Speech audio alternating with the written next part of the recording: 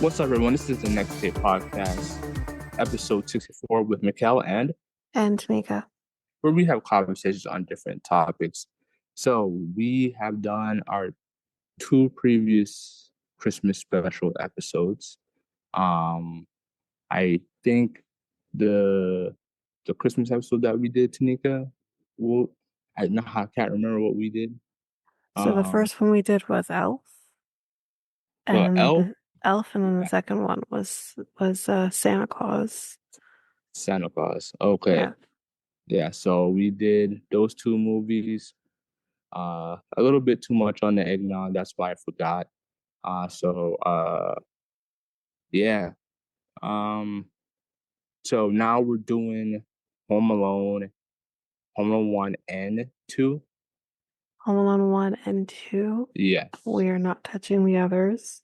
No, we're not touching others. So we're not doing Home Alone 3 We're doing or the original, or the or the the special. originals. Yeah. Yeah, Yeah. So I apologize if you guys want to hear that, but you can easily watch that on, Disney Disney Plus. Plus. Yeah, Or you can just rent it on.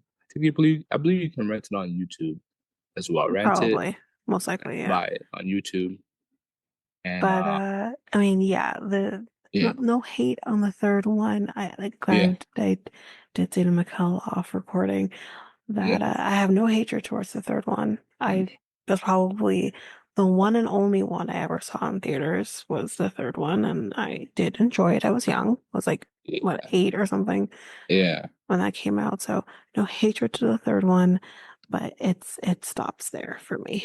yeah, yeah. It stops. I feel like it stops at for me. It stops at 1 and 2. The only reason why I say there shouldn't be a third one because it doesn't continue from the same characters or the same characters. I do believe I know understand the circumstances of actors not wanting to do the third one or not interested or I due don't to think it was certain so much more that there wasn't an yeah interest. It was yeah more about the fact that Macaulay Culkin was like a teenager at that yeah point. I mean, I we'll mean you talk could we'll talk about it, but yeah like I, he was older I mean than he was in the last movie that yeah they were yeah claiming he was. Like the movies eventually, like you can't continue on with a child that's no longer really a child. mm, That's not the premise of this. And I mm, feel like what you're about to say is that they could have continued on with him. yeah That's not the premise of the movie, though. It's not, he's legally allowed to stay home alone past the age of whatever, right? So, um, so, they really could not have continued it on. And again, they're trying to pass Macaulay Culkin as a 10-year-old in the second movie. He was not 10. He was like a teenager already at that point. He was, well he was 8 in the first one, wasn't he?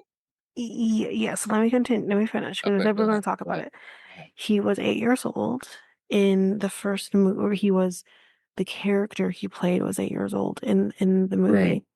But he was not eight Mm, years old in the first movie. I think he was like 10, I think, in the mm, first mm, movie mm. and in real life. So by the Yeah. time that they did the second movie, which was done in 93, Mm. he's no longer a 10-year-old. He's 13 at that point.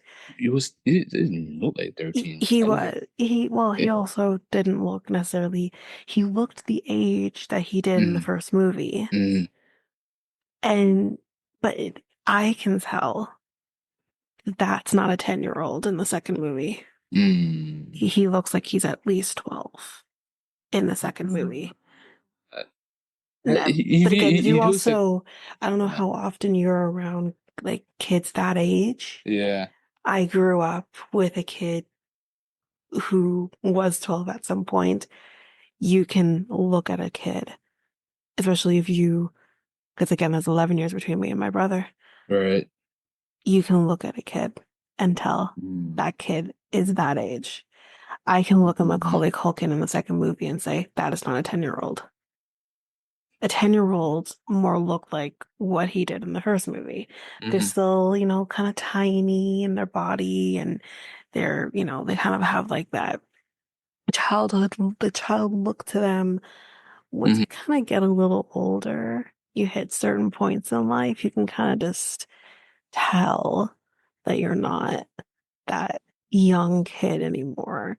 Like he's obviously was a young kid, but he was 13. And I know this also just because again, being a Michael Jackson fan, Mhm. knowing that Macaulay Culkin is in one of his music videos. He's in Mhm. the Black or White music video. He was 12 or maybe yeah, I think he was 12. I'll get the age. Mhm. I'll get Mhm. the better age when it gets to it, but Mhm. pretty sure he was like 13, 14 in the second movie. Mhm. He was 12 Yeah. in that music video, and that was done in But 92. hmm, So, I still think they could do with him and another actor passing on a generation a little bit. Him and another actor, like him and another little kid. and Him. that wouldn't have worked because the whole It would point work. of the movie is called Home Alone. Yeah. The child is supposed to be home alone. If he's home alone with a teenager, it doesn't have that same feeling as it does if Mm-hmm. they're with, in this case, a teenager who is old enough to protect the kid. The Hmm. kid is on their own. That's the whole point of this. So, I I mean, mean, if it. yes, they had like the adults, like the older adults kind of pitching Mm-hmm. in when they needed to, right? Mm-hmm. But that's not the point of the movie, is having someone who's Mm-hmm. around the same age as that kid kind of being the protector. It's not the same feeling. I did push it. Like they could have just like Home Alone different, and then the title underneath. Like it would have. I think it would. I think it would have. I think it would have been good. It would have a different take, in my opinion. It's Yeah, that, but that that's not the point of these I know, movies, but though. still. Like, I think the thing is like, sometimes, yes, change is difficult, Hmm. Hmm. but sometimes with movies like this, especially if they want to continue them on, Yeah.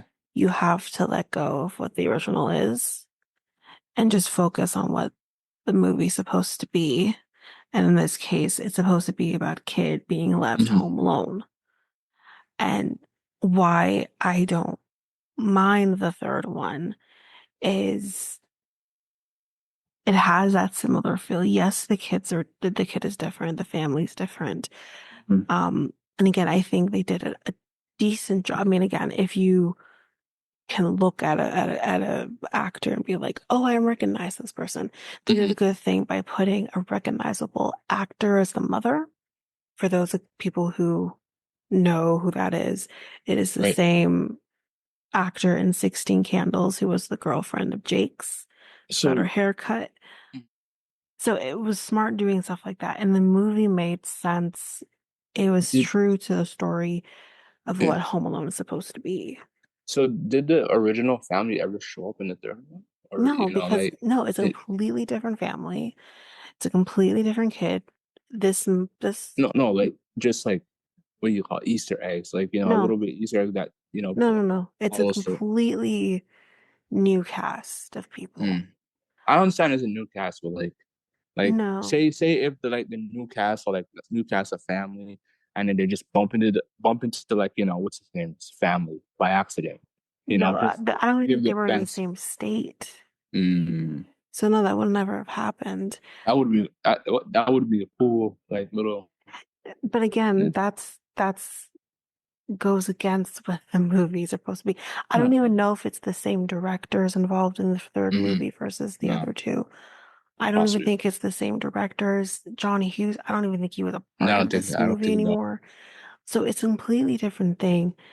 And the thing too is Hmm. that like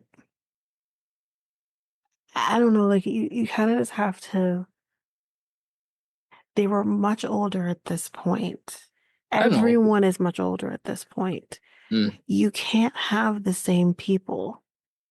You can't have like okay, like to say the original cast, right?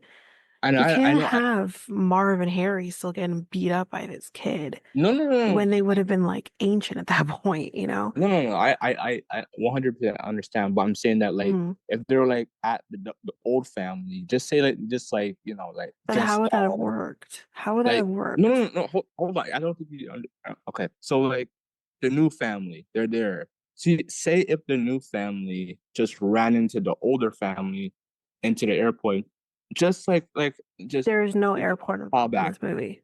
I know I'm just a little bit of a callback. That's what I mean. Like a little bit of callback. Just like if they like you know how Marvel does like old and new characters in their movies, Mm, right? Just say like you watched Deadpool 2, right? mm, Deadpool 3, sorry, my bad. mm. You watched it already. You seen Chris Yes, Evans. You yes, spoiler. You seen Chris Evans, right? yes. But he's, That, that's a but little again, bit he's playing a different character, yeah, that's a little bit whatever, like one of the original characters or yeah, whatever. But that's a little like, bit like a callback. but let me explain because Yeah. you haven't seen the third movie. Yeah. If they're going based off of what that storyline was, Mm-hmm. it would never have made sense to have an Mm-hmm. Easter egg with the other family Mm-hmm. because mainly this story is Mm-hmm. based in the neighborhood that the kid lived in. The kid was sick from home and he watched across the street these bad people. Like Mm-hmm. this storyline is a little different than what like Marv and Harry were, just Right. thieves Yeah. and robbing houses, right? Yeah. Yeah. Yeah. This was not the case in this one. This was a Mm-hmm. little different what these guys Mm-hmm. were doing. They were Yeah. like Yeah. it was a lot deeper with what they were kind of doing. Yeah. Um, so he was watching from across the street, Mm-hmm. watching these people in another house for which they broke into and was holding that person hostage who lived in the home. Either level, I don't know. I don't know if it got dark with that. I don't think they killed the person, but it was like they held the person hostage or whatever. Right. So it was a little bit of a different feel to the movie than what we're used to with the first two. So it never would have worked because this kid was home. I think he had chicken pox. Kid was home from school and Mm-hmm. was wreaking havoc to kind of trap these guys and women, I should say too, from like doing what they were doing from his home. And when they kind of figured out it was him and where it was happening. Then it moved from that house across the street Right. to the kid's house. So it would never have worked because mainly the storytelling was happening in pretty much like a one location Mm-hmm. type of situation. Mm-hmm. Whereas Home Alone 1 did the same thing for the most part. You kind of had like the back and forth between kind of being in the general vicinity of the home, right? Yeah. With New York being a little bit different. Mm-hmm. This kind of goes back to the original of it kind of being the home base, being Mm-hmm. home. And that's kind of where everything was happening. It would never have worked to see the previous family. It would never have made sense. Mm-hmm. So that's what I'm trying to say. Like I am trying to explain to you, like it never would Yeah. have made sense if they stuck to the storyline of being home Mm-hmm. from school sick. Mm-hmm. Where would they have fit in? Hmm. I mean, like they could have just like one of the like, if they are homesick, one of the like where were they? Like, do you know what state were they in? I can't remember what state it Remember? was in, but I think it was a Mm. different state than what they were because Oh, okay, so McAllisters are in Chicago. I don't believe this family was in Chicago. located in Chicago. Wherever it Okay. was, there was snow and stuff, but I don't think it was Chicago. Hmm. Interesting. Okay. So it never would. It just at the end of the Mm. day, Yeah. we have to remember that when movies are going to continue on past the one Mm-hmm. thing with a movie like this, it's not going to continue Uh-huh. with you know, Macaulay Culkin being the original kid Mhm. and everything that surrounds him, Mhm. it's not gonna it's not gonna keep going. No, no, no. I Or would you're expect. not gonna have because again, then are they gonna continue doing Easter No, eggs? But that's the no, thing, no. something has to give. Here's the thing. If Mulligan is it would have stopped at three if you would to continue for me. Like I like movies to finish in trilogies if they can, you know, Mhm. versus just finish in two. But I understand like if I think if if they did it you know closer together, yeah because like the original was 1990, the next one was yeah 93. hmm The next Home Alone movie, hmm I don't think happened until 98 or 99. mm, There's this that's huge gap. yeah So if they kept it closer together, yeah maybe it could have worked to have the original cast in there. right But mm, because there was such a huge gap hmm between the second and the third, mm, that's part of the problem okay because he's no longer can play a kid being left yeah home alone. yeah Yeah. yeah And that's the thing. Like, what more could you have really done? hmm Like, he was home alone, then he was alone in New York. Like, what's next? I mm. don't know what that would have been. And we'll never Yeah. know what that would have been, but I don't know what it would have been next because we've done this before. Yeah, you can do it three times. It's a Christmas movie. People love trilogies and trilogies. But then again, that would have meant hmm having the original people, hmm everybody. So including um Marv and Harry. I mean, How would they have broken back out of jail again? hmm, Because in reality, you break out of jail, you're most likely not going to be able to do that again. I mean, And in this case, they would have been arrested and held in New York. I So, think like, what would have happened? there's always a creative way to think of something that would have No, happened. I get that, but I think again, realistically, I just don't. I feel like if they did a third hmm movie hmm with the original cast, it would have been overdone.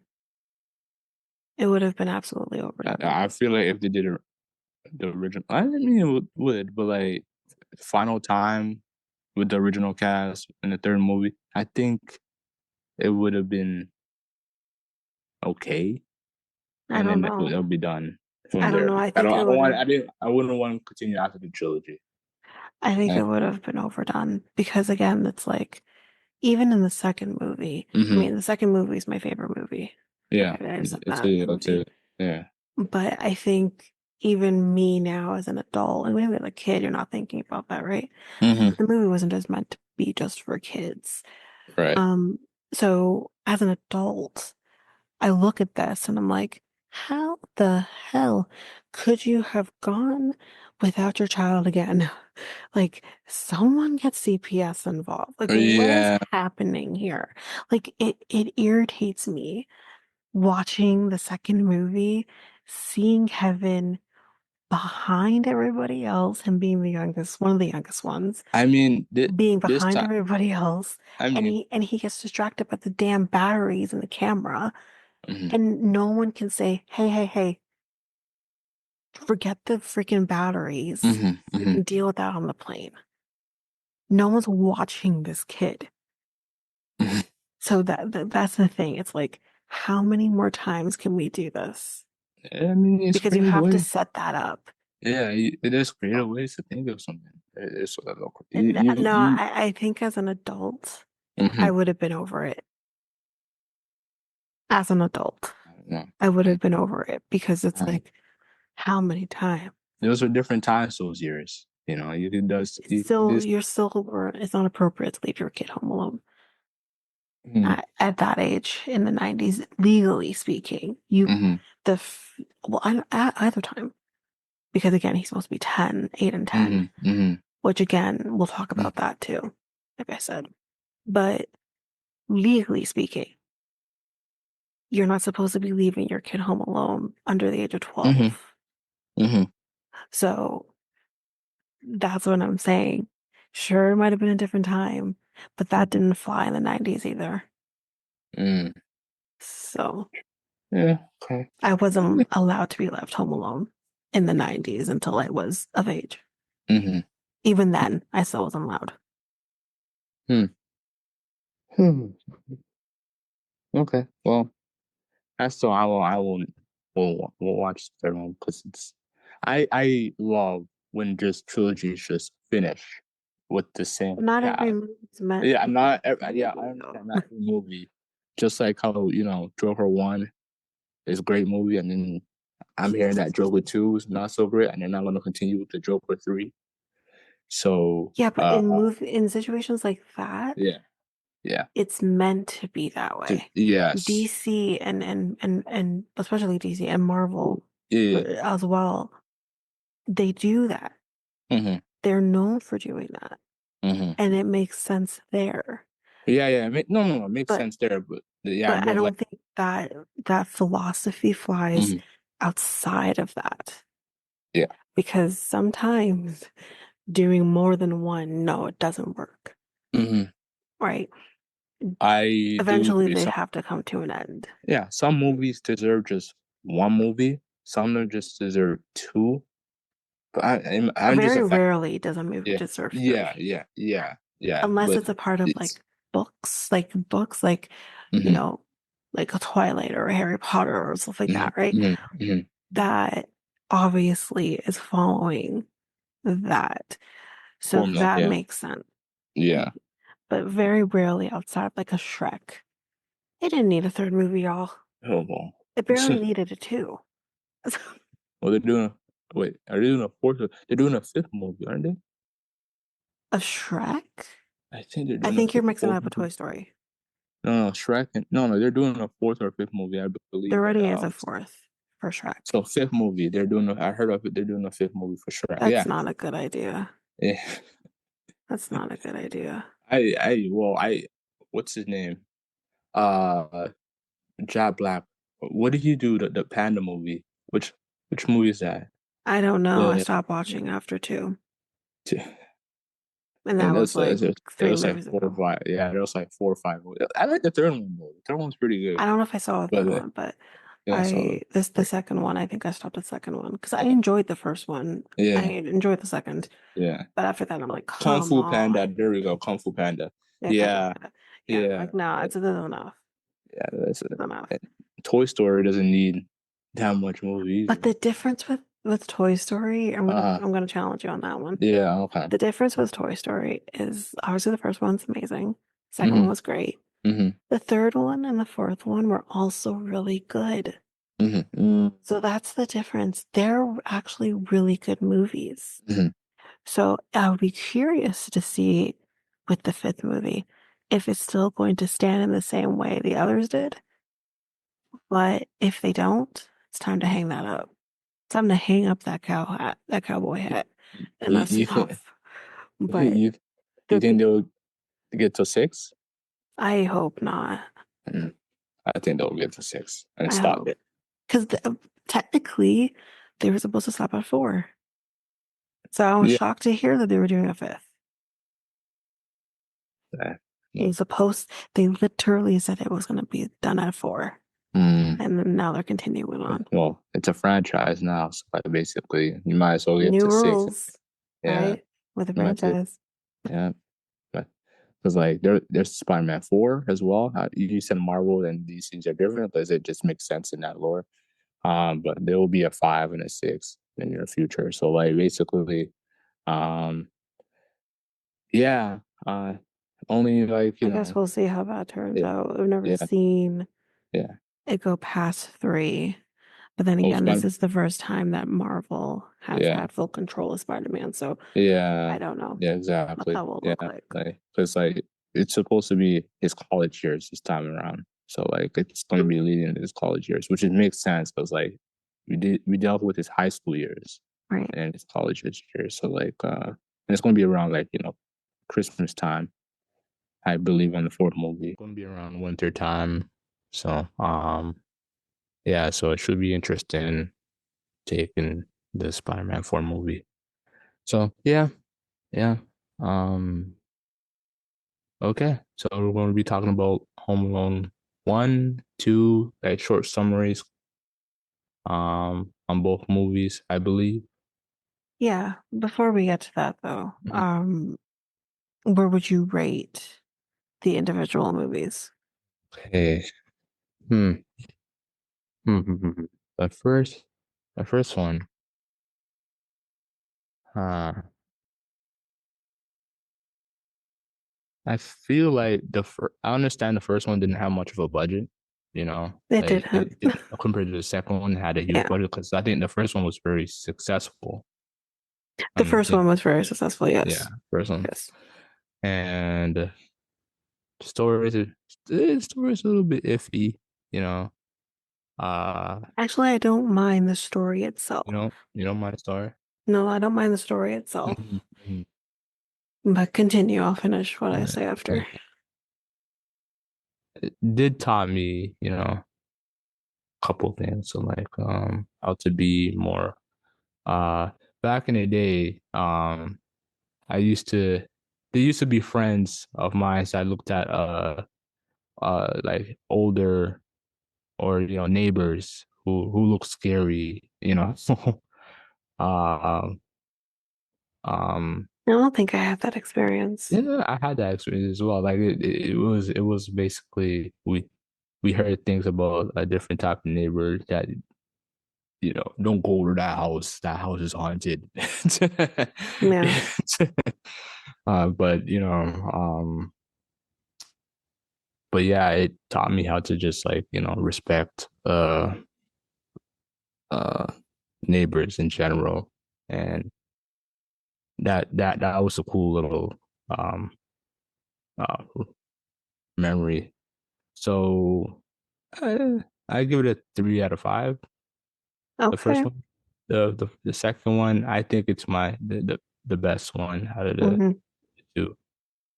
Uh, let's see. Hmm. I like the way how um they want to give back to the community with the second one. Um, yeah, I'll give this one a 4 out of 5 because of the whole um toy thing, and how the founder of the toy shop wanted to give back. So it's also funny how he was the owner of the store. So Oh, come on. That was obvious. huh? That was obvious. Yeah, it was obvious. It was like, yeah, pretty obvious. So yeah, 4 out of 5. But they're both good movies in their own way. Um I in the second movie, I thought they were gonna do the whole like, because I don't remember when I was a kid watching the second movie. When I watch it Actually, as to be honest with you, I don't remember watching it as a kid either. I watched it mm, more as an adult yeah, and be like, where's this movie been all my life? That yeah. was way I'm like, is it better. gonna repeat the first part in the Yeah. first movie again? And I'm like, Yeah, there's oh, this the oh my God. similarities. It's a little Yes, different, but but no, it's it's different. yeah. Yeah, it's different. Yeah. Yeah. So, yeah, yeah, 4 out of 5. Great movie. But yeah, like I said, like I didn't have like experiences like that with the movie, like Hmm. 'cause I didn't have experience with my neighbors being afraid of them or anything like that. Mm, Um, and yeah, like it was pretty close. Like the because again, I was, back and forth from my house to hmm. my grandparents' house. Um, and I never had any issues with any of them. I mean, my mom would say, because we used to live in a house that was shared. The upstairs, we had the upstairs, and then there was a tenant that was downstairs. And I remember his name too. His name was Bruce. And my mom wouldn't like me talking to him because she didn't like his vibes, I guess. I don't know. He was nice to me. So I never really had any experiences with neighbors scaring me or anything like that. Right. Um, I wasn't scared of going into any haunted houses or anything like that. Mhm. And the reason why is because my own great grandparents' house was definitely haunted. So I already was living that with my own family's house. So it's fine. Um, that's another story for another day. And I hated that basement. God. Anyway, so I didn't have experience like that. So the reasons for me liking the movies are going to be a little different. Mhm. I think I've mentioned this before. I think the reason I like the movies is the violence, because it's funny. Mhm. I like seeing people get hurt. It's a family curse. Mhm. So I think that for me is the motivation for how I'm rating. Um, the the story of the first one, it makes sense to me. I Mhm. like the story. It it flows well. So that part of it doesn't isn't an issue for me. For me, like I said, the motivation for me is the torture that he puts these two guys through. It lacked for me in the first movie. So because of that, I'm going to give Mhm. it a 3.5. But I Mm. still love the movie, like I said. Yeah, yeah, it's still a good movie. And and then for the second movie, that is my favorite one. It never fails to make me laugh. I love the fact that there's like not just Harry and Marv, but it's also the hotel staff on top of it as well initially. Yeah. So I love that. Like I said, I am an absolute lover of Tim Curry. Mhm. He does no wrong for me, Mhm. so that this is incredible having him in this movie. Um, so what I will rate this movie, because the violence is way better in this movie. The Yeah, torture he puts them through is yeah, incredible in this movie. yeah, yeah. Um, the nonsense he puts the hotel staff through is Mhm. incredible in this movie. And I think the only reason I'm going to give it a 4.5 out of 5 Mhm. and not a 5 is Mhm. because how dare thee add Donald Trump to this movie? Oh yeah, Donald That Trump docks in the you half 90s. a point. Yeah. So there you go. Yikes. Yeah, no. Yeah. That's I feel like it was still problematic even then. Like, I understand Donald Trump was, you think New York, you think Donald Trump, but it's just like yeah. he was still problematic then too. So for that, I'm docking a point, half a point. Don't put Trump in your movies So, yeah, when I saw that, I was like, oh yeah, yeah. A lot of every his time. words are like, yeah, there he is. Yeah, that's why he's our president. Yeah. I'm like, Ugh. okay. The But one thing I'll say is, y'all, that's his real hair, not the shit that he has going on now. yeah, That is his real hair in yeah. that movie. Was the movie close to his towers though? I don't know where his towers are located in New It was in York. New York. It was near New York. Um, Yeah, yeah, no, they're in New York, but like yeah. and they're in the city, but I don't know where he's located, like where his Mhm. towers are located, Mhm. in vicinity of the Plaza Hotel. But Mhm. it, I don't think that matters though. I Mhm. think like they literally just wanted a cameo of Donald Trump, and I think he approached them, if I'm correct. Mhm. I can't remember who approached you, but I thought I heard that he approached them and that he wanted to be in the movie when he heard the second movie was happening. Mhm. So yeah, not a Yeah, good look, y'all. Not a yeah. There was no celebrity. They couldn't afford it. The first one. no, they wouldn't have been able, that Celebrity wasn't on the to budget. cameo. I don't believe. But again, Uh there's still like who would that have been and how would that have happened because huh. he rarely was away from home. Like, yeah, he went shopping and whatever, but Um, he was rarely away from home during that time. So I gotta sort of know who that would have been. Have like a celebrity cameo. Plus, they were in Chicago. I don't know. I can't think off the top of my head like which celebrity from Chicago that could have been. Because it has to be someone. Like Donald Trump isn't from New York, but Mhm. he's known as the person in New York, you Yeah. know, up there with like the Rudy Giuliani's and shit. So it's that makes sense. I just don't know who that would have been in Chicago. Hmm. I Yeah. don't know. Yeah. Mm. Um. But yeah, still two great movies in their own Mhm. ways. Obviously one's lower budget and the second one is higher budget. Well, that's how it Um. happens, right? They do a Yeah. movie Yeah. Yeah. that's a lower budget. And I think a lot of the budget actually went into the soundstage, which is the interior of the house. Mm-hmm. So a lot of the budget went to Mm-hmm. that. Mm-hmm. Um, but obviously it paid off.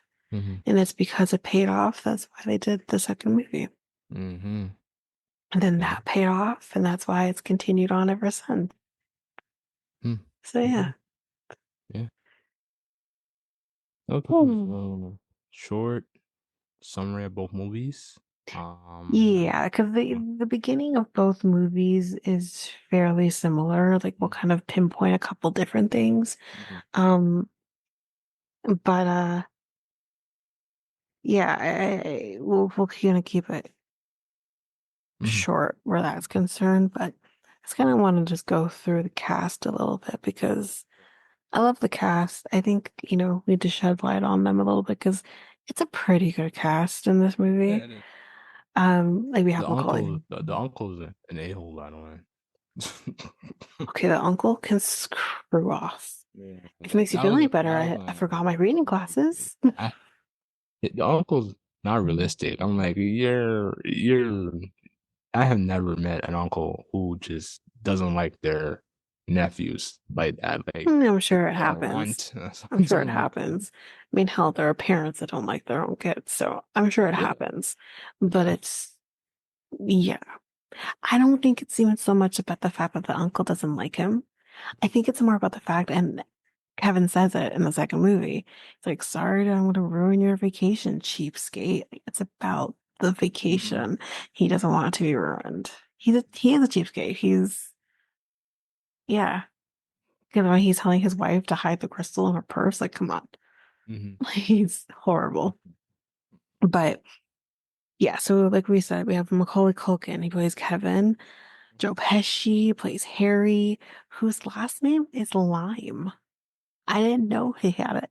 I didn't know he had a last name in the movie. But anyways, Daniel Stern plays Marv. Kieran Culkin, who is Macaulay Culkin's brother, plays Fuller, who is the one that's going to pee when he drinks pop. Catherine O'Hara, our Canadian, who plays the mom, plays Kate. John Hurd, may he rest in peace, plays Peter, dad. Um, Oh, there. Well, there is a celebrity in the first one. To be honest with you, and who is that? remember what's his name? The guy that did the box. Is it him? Bobsled? John Candy, which I was about Yeah, to John. say literally, but he doesn't play himself. Mm-mm, yeah, no. Donald Trump played himself. Mm, And for you to say, like, first of all, I mean, I think Macaulay Culkin had just started out, but this was not his first movie.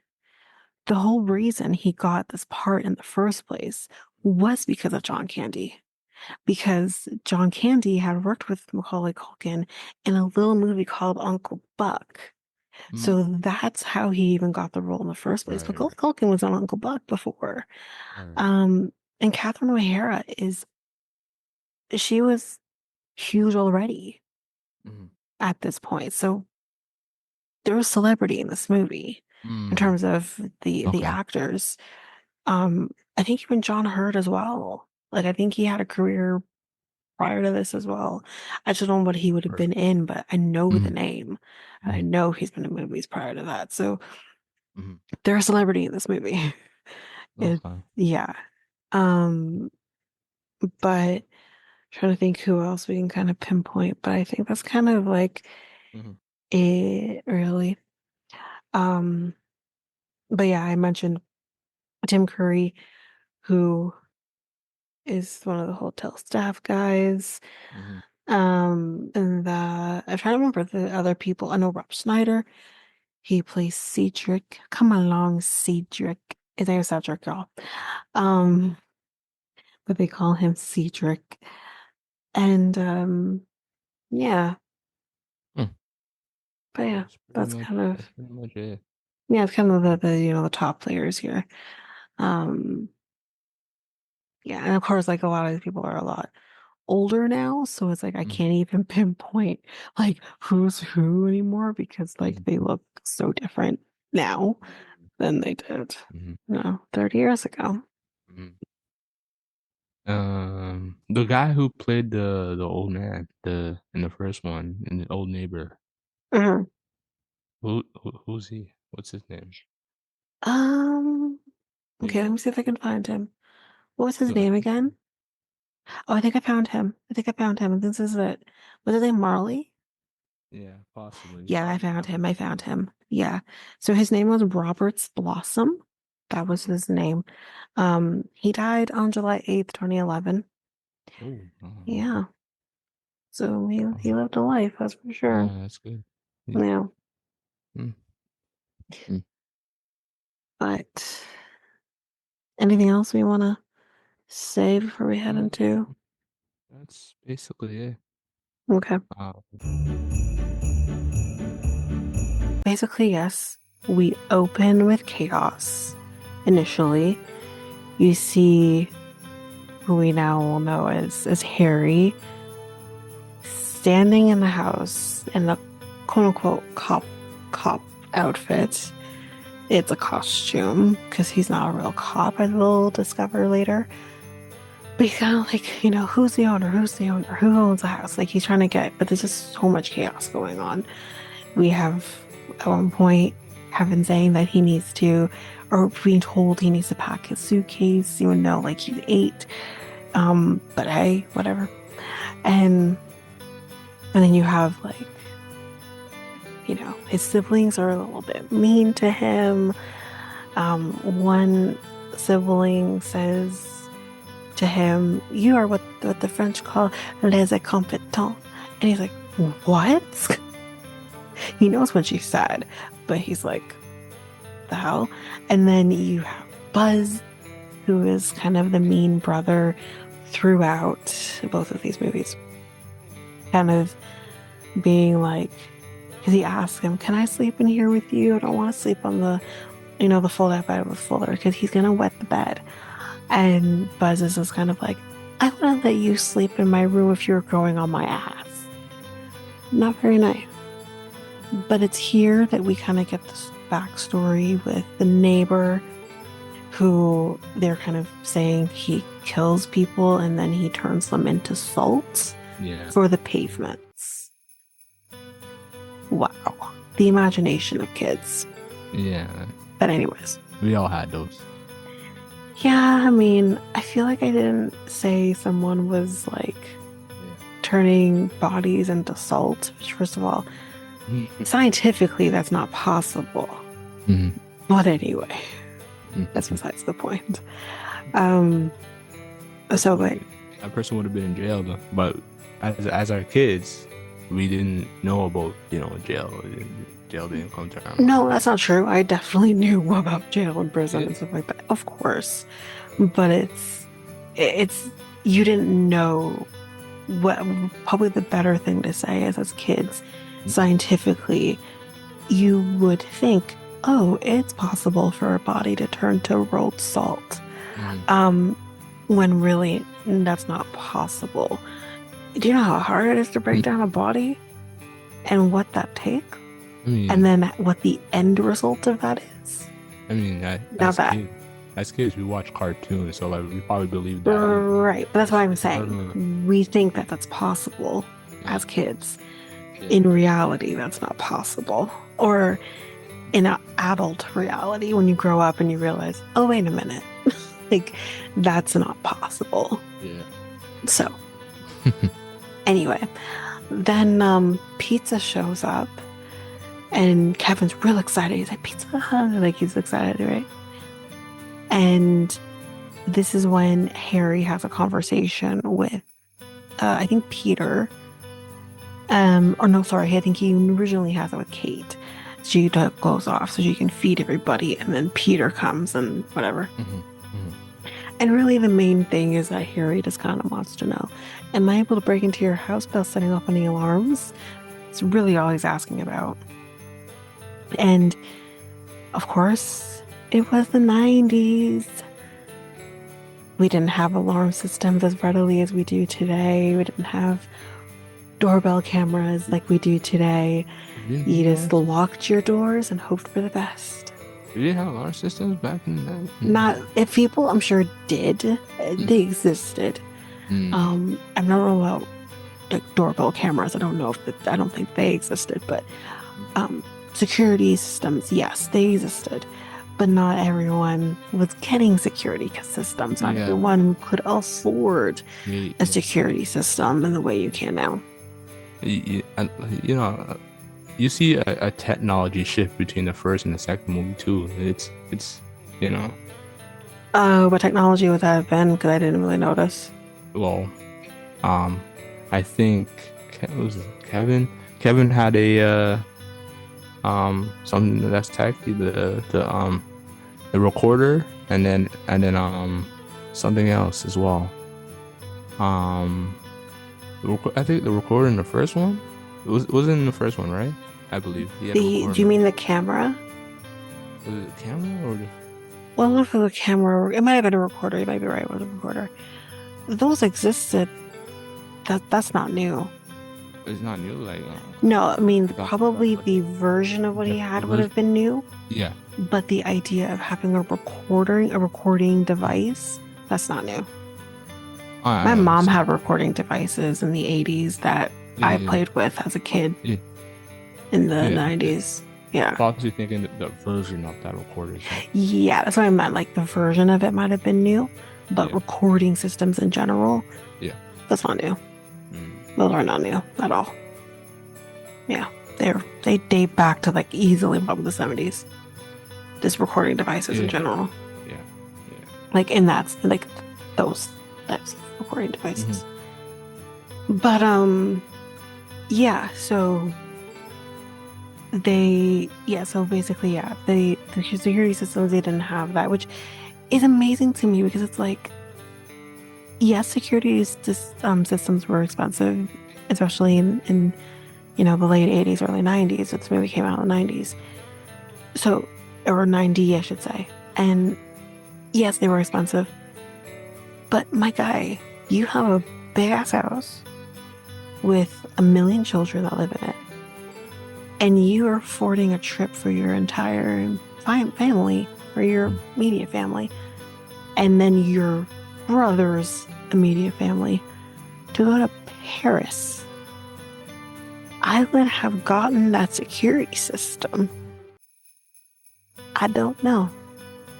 Anyway, that's just my thought. Yeah. And the police officer that was in the house in the first one. That was not a police officer. Yeah, it was a police officer.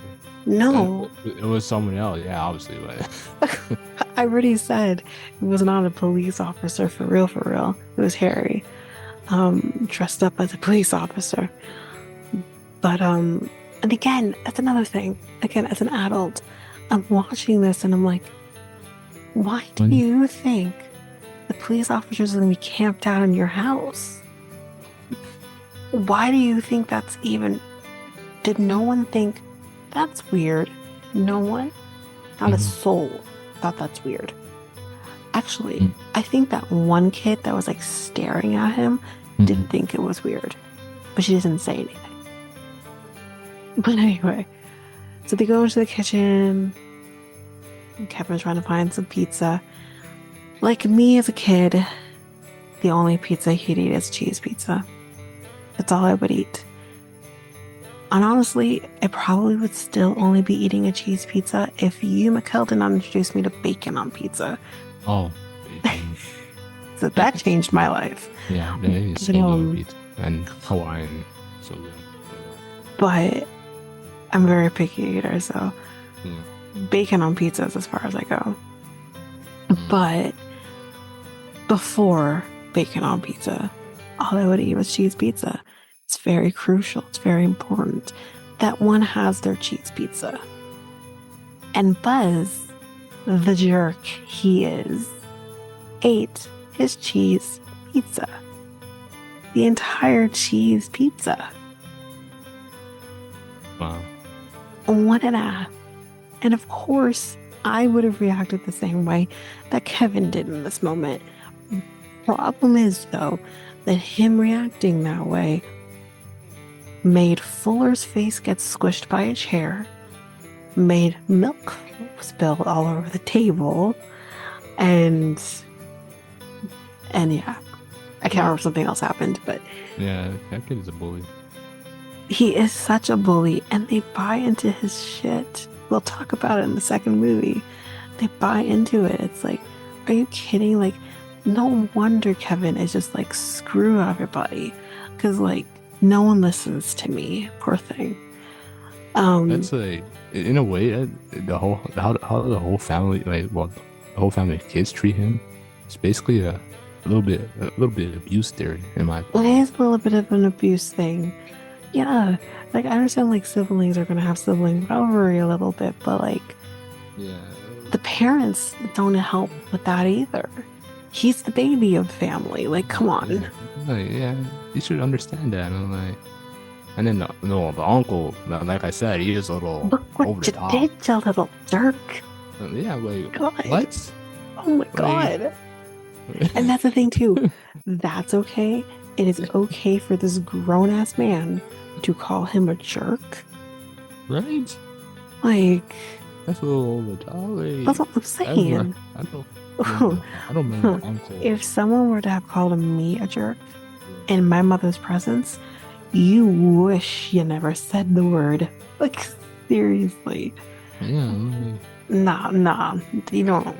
Then again, no one ever called me a little jerk. But like, Yeah, it's image that first part of the movie. oh, that's before harsh. Today's modern Didn't day. age well, y'all. Did not age well. Yeah. Like, The freaking yikes. But yeah, so he's banished to the third floor in the attic. Away from everybody else. Mm-hmm.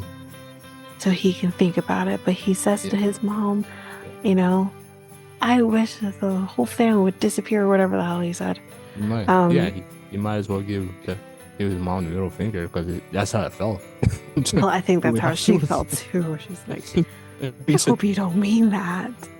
And he's like, yeah, I do.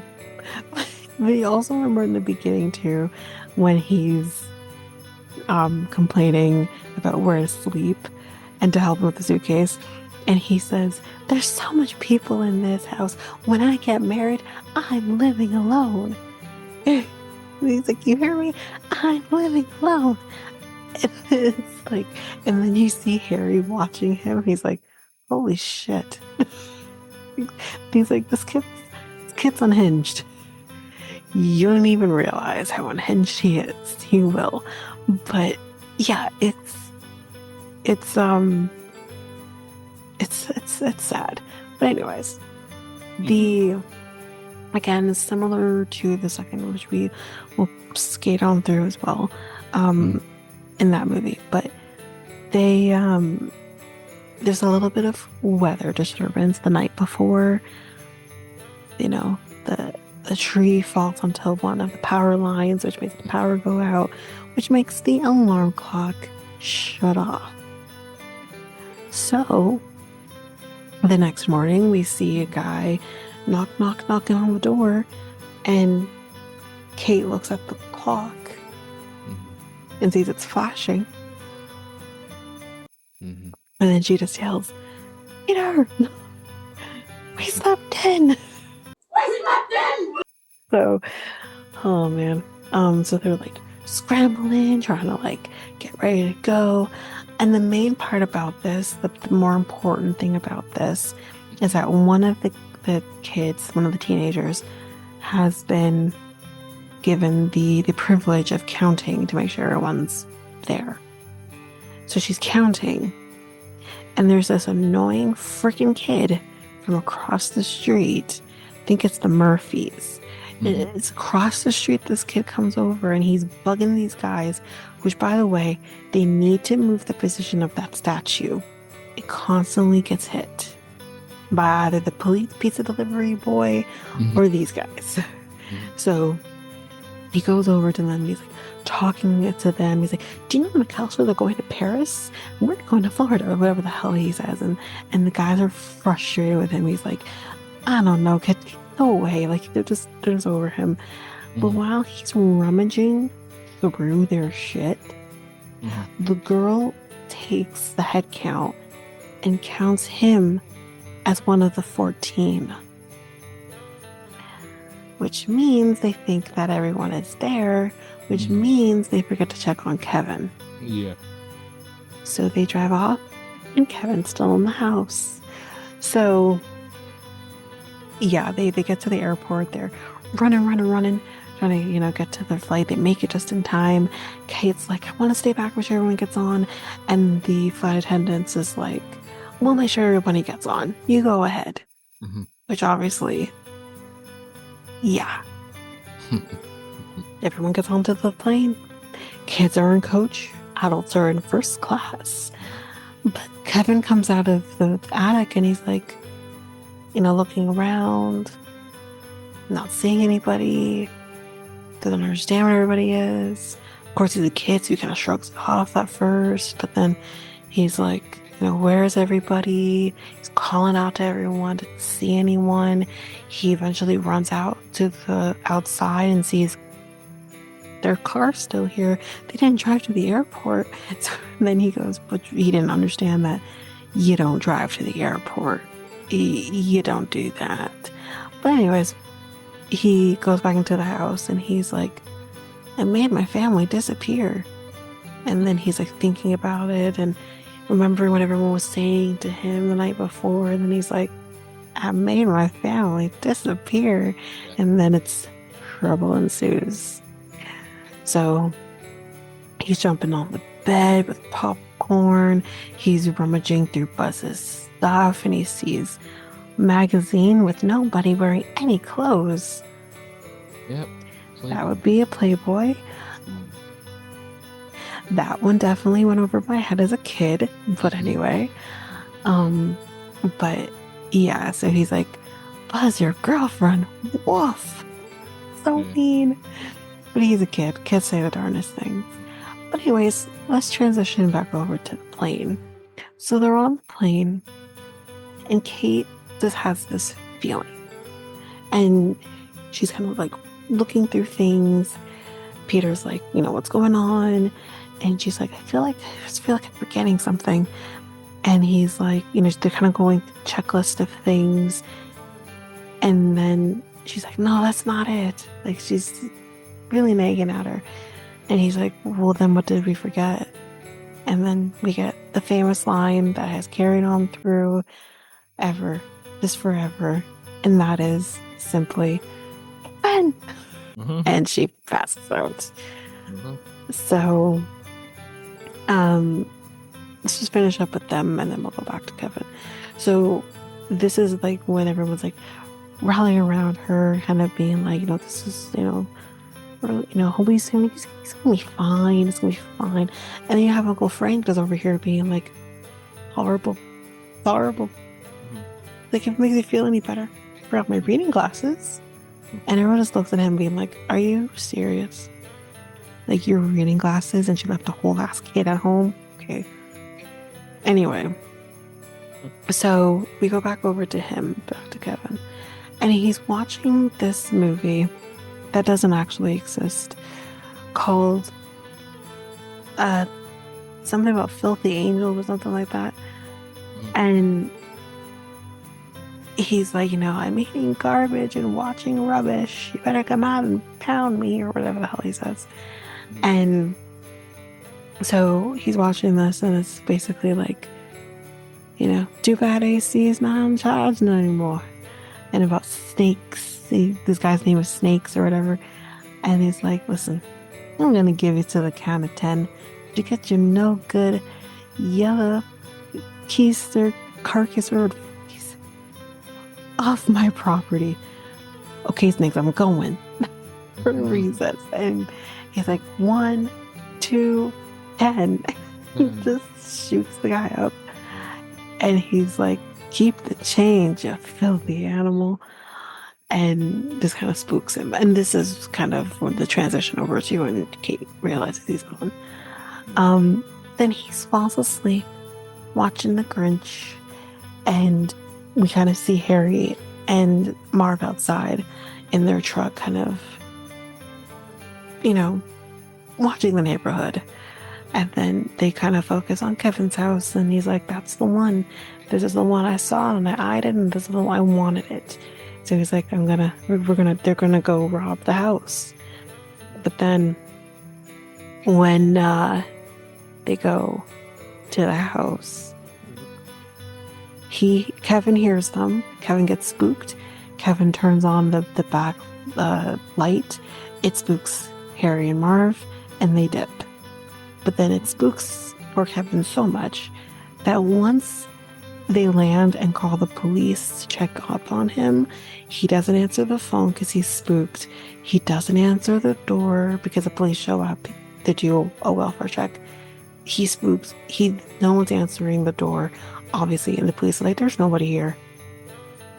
Good job, police officers, but this wouldn't be a movie if they found him. So yeah, he's like, this is, yeah, right? He's like, this is my house. And he goes back outside, 8 years old, and screams out, I'm not afraid anymore. And then when the neighbor shows up, and he's like, starts screaming in his face. I would be scared of him if I was a kid. I would be scared of him too if I heard stories like that. But it's the transition from I'm not afraid anymore, and then he sees him and he's like screaming. He's back into the house and runs back under the bed. So basically, yeah, the next day he decides he's gonna go get a toothbrush. He puts on aftershave on himself and starts screaming, but as my mom has always said, he doesn't have any hair to shave, which means that wouldn't have hurt him. So does he go to a toy shop or something like that? That's not until the second movie. Not the second movie, but like some type of. No. Is it a convenience store? It's a convenience store. It's some sort of like mom and pop shop that he went into, but yeah, no, it's not a toy store. It's just a regular old, like, kind of probably like a Walgreens kind of like a pharmacy, kind of like a pharmacy feel to it. Yeah. So yeah, he goes into there, and again, another famous line from this movie is, "Can you tell me if this toothbrush is a part of the American Dental Association?" And the woman's like, "Oh, I don't know." It's like, "Can you find out for me?" I would respond, "Where's your family?" Well, see, they didn't, but the lady at the grocery store did. Huh? Child services. Yeah, that's the thing. But again, it was the 90s because right? You could, as kids, go to a store and pick stuff up for your parents. I did it for my dad when I would go to my dad's. Me and his girlfriend's daughter would go by ourselves down the street in freaking Toronto to go pick stuff up. Like, it was the 90s. That's what you did. Yeah. Right? It's not unusual at that time. It happened all the time. Yeah, I know it does happen, but still, like, it's an 8-year-old. Yeah, kids younger than that did it. For sure. I would understand if it's a 10-year-old, but no, what I was gonna say before we got cut off is that I've heard of so many cases in the 80s, Mhm. especially of parents allowing their kids as young as 6 go to the convenience store down the street or the whatever Mhm. to pick up small things. I'm pretty sure, I mean, I'll say this. If my mom knew my dad allowed us to do that on our own, she wouldn't have been happy. I'm pretty sure I told her that as an adult and she wasn't happy about it. And then we're talking like, it's been 20 plus years. Um, but I was younger than 10 doing that. The youngest I probably would have been was like 8 or 9 doing that with I wasn't alone, but I would do that um, with his girlfriend at the time's daughter. Mhm. We would go down the street. We would go down the street, go to Domino's. I think there was a convenience store in that area. And then we would go even the other way, and there was like a movie store or whatever, and we would go there and rent movies. We did that. Mm. We did that, like, yeah. And again, like, not only is that, like, worrying about, like, the safety of just don't know who you're going to encounter, but also just, like, it was a Yeah. busy street because this was, like, Kingston Road in Toronto, and it was a busy street. Like, there was no way you could have ever crossed the street Right. without being on a Right. light because it was constant cars coming. It was, so, yeah, Yeah. that was the 90s. That's what you did.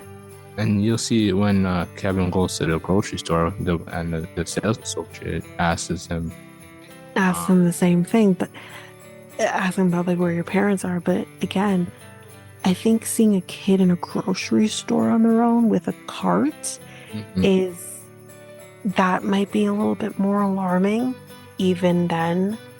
But Yeah. just going to like a pharmacy type store or like a little mom and pop store to pick up a Mhm. toothbrush Mhm. that was not unusual. That wouldn't have been unusual at all. It's so Yeah. normal of the time. Maybe, I would maybe, never do that now. maybe I didn't do it that much. Yeah. I don't No, see I wouldn't. your I wouldn't. mom No, allowing you to do that. no, I would not do it in the 90s. I prefer to do it in this modern day. To be honest with But you, you're 'cause, not. But you're an adult now, so yeah, that yeah, makes yeah. No, sense. But that back in the 90s, it was more. I feel like it was more. In my opinion, it was more dangerous in the 90s than it no, it was a different time. was. The dangers weren't. The dangers were always there. Let's be Mhm. very real. Dangers were always there, but the dangers weren't as prevalent or as you know in your face in the same way it is today. Um, we're more aware today than we ever were, even Yeah. Yeah. 30 years ago, right? Right. Things that you can get away with then, you Mhm. can never get away with now. Like Yeah. you know what I mean? Like you can't. Hell, sometimes you don't feel comfortable leaving your child with Yeah. somebody Plus, yeah. without wondering if something's going to happen to them. Yeah. Where you just Plus, didn't have that concern back then, yeah. the same way. But yeah. Plus, I don't think like a kid. So like it's kind of hard because like when you're thinking like a kid, you don't know a whole lot. You don't know sometimes. You're not thinking about the No, yeah, dangers because you're a yeah, kid. yeah. Yeah. Versus what I'm doing versus an adult right now, where Mhm. I think thinking and being a kid is two different type of situations. So like Yeah. At yeah. 8 years old, I mean, I definitely wasn't thinking about the dangers of the world. I don't think that really came into my zeitgeist until Mhm. 11, 10, 11, because there was like at my school, there was letters going home about the fact that there was like a man snuck into our school and went into the girls' bathroom. That happened. We were getting things coming home saying, don't travel home alone by yourself because there's people who have been roaming the neighborhoods and stuff like that. So that's Yeah, kind of when I started realizing, oh, the world is scary. yeah, Um, Oh yeah. And Yeah, yeah, when the police visit your school talking about like something like that. I Yeah. never had the police coming to our school Oh, talking you about don't? stuff like, not like, no, we had Huh. VIP, which that Huh. was the thing every grade six did every year. And that was a police officer who was coming in and doing those courses. But Hmm. we didn't have like police officers coming and talking to us about like the imminent threats that were, Hmm. happening there and then. Yeah. That's what those notes going home are for. Kind of being like, this is happening. Make sure your kids are aware. If a stranger asks you for candy, remember, say no. Yeah. Yeah. Yeah. I mean, I never encountered anything too crazy like that. Um, as a kid, I think the only time I ever encountered anything was when I was 15. Mm. And I was going to my friend's house, Letitia's house. And at the time, because she lived like down the street from my grandma. And I had these two guys in a truck approach me and were like basically trying to get me to go into the truck with them. And I was like, no, I'm good. And they just kept following me and following me. And I just, at that point, I sped walked to her house. Because I wasn't that far. So I just sped walked to her house. Thank God she was at the kitchen window, which faced the street. And Hmm? she saw me and she saw them. And she just went straight to the door and said, get in. And they were like, they kept driving back and forth to see if I was coming back out. So that was my first encounter of like fear Yeah. because it was really weird. Like they, Yeah, yeah. yeah. I well, I remember when I was like around like grade 4, grade 5 after school, me and a friend were walking together, and some stranger approaches us the same way that I was saying about the candy situation. Mhm. Drive up, asked me, "Do you want some candy?" I was like, "No," and then we just ran. Me and him just ran and just like you know ran as fast as I can, as fast as we could to get closer to the house, and then we just like walk slowly. So he was like the stranger was like nowhere near us. Yeah, that's the first time I experienced a little fear. So yeah, yeah, Yeah. And that's a way how to deal with that. But yeah, it's just like, yeah. Because I yeah, definitely thought about going, like, in my situation, I was like, do I go back to my grandparents? yeah, Which is like yeah. further. Because, like, to make it make sense, like, Yeah. my grandparents live on like a crescent that goes Hmm. off of another street. So Letitia lived on that street, Hmm. and she probably was maybe 7 houses down Hmm. from that point. And so you have to like cross another crescent. I was right at that point of crossing that crescent. So I was honestly closer to Letitia's house than I was to my grandparents at that point.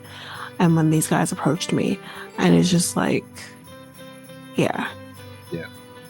Yeah. it's scary. It was not a great feeling to the point where like clearly I felt the fear of it because I remember going back to my grandparents' house after like we probably stuck at our house for like maybe an hour, hour and a half, and we went back to my grandparents and I said, "Come with me, please."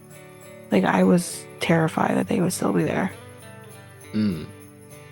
And then I think like when we left, Hmm. my grandparents, like my grandma, like dropped her back off at Hmm. home. They never knew. Like no one ever knew.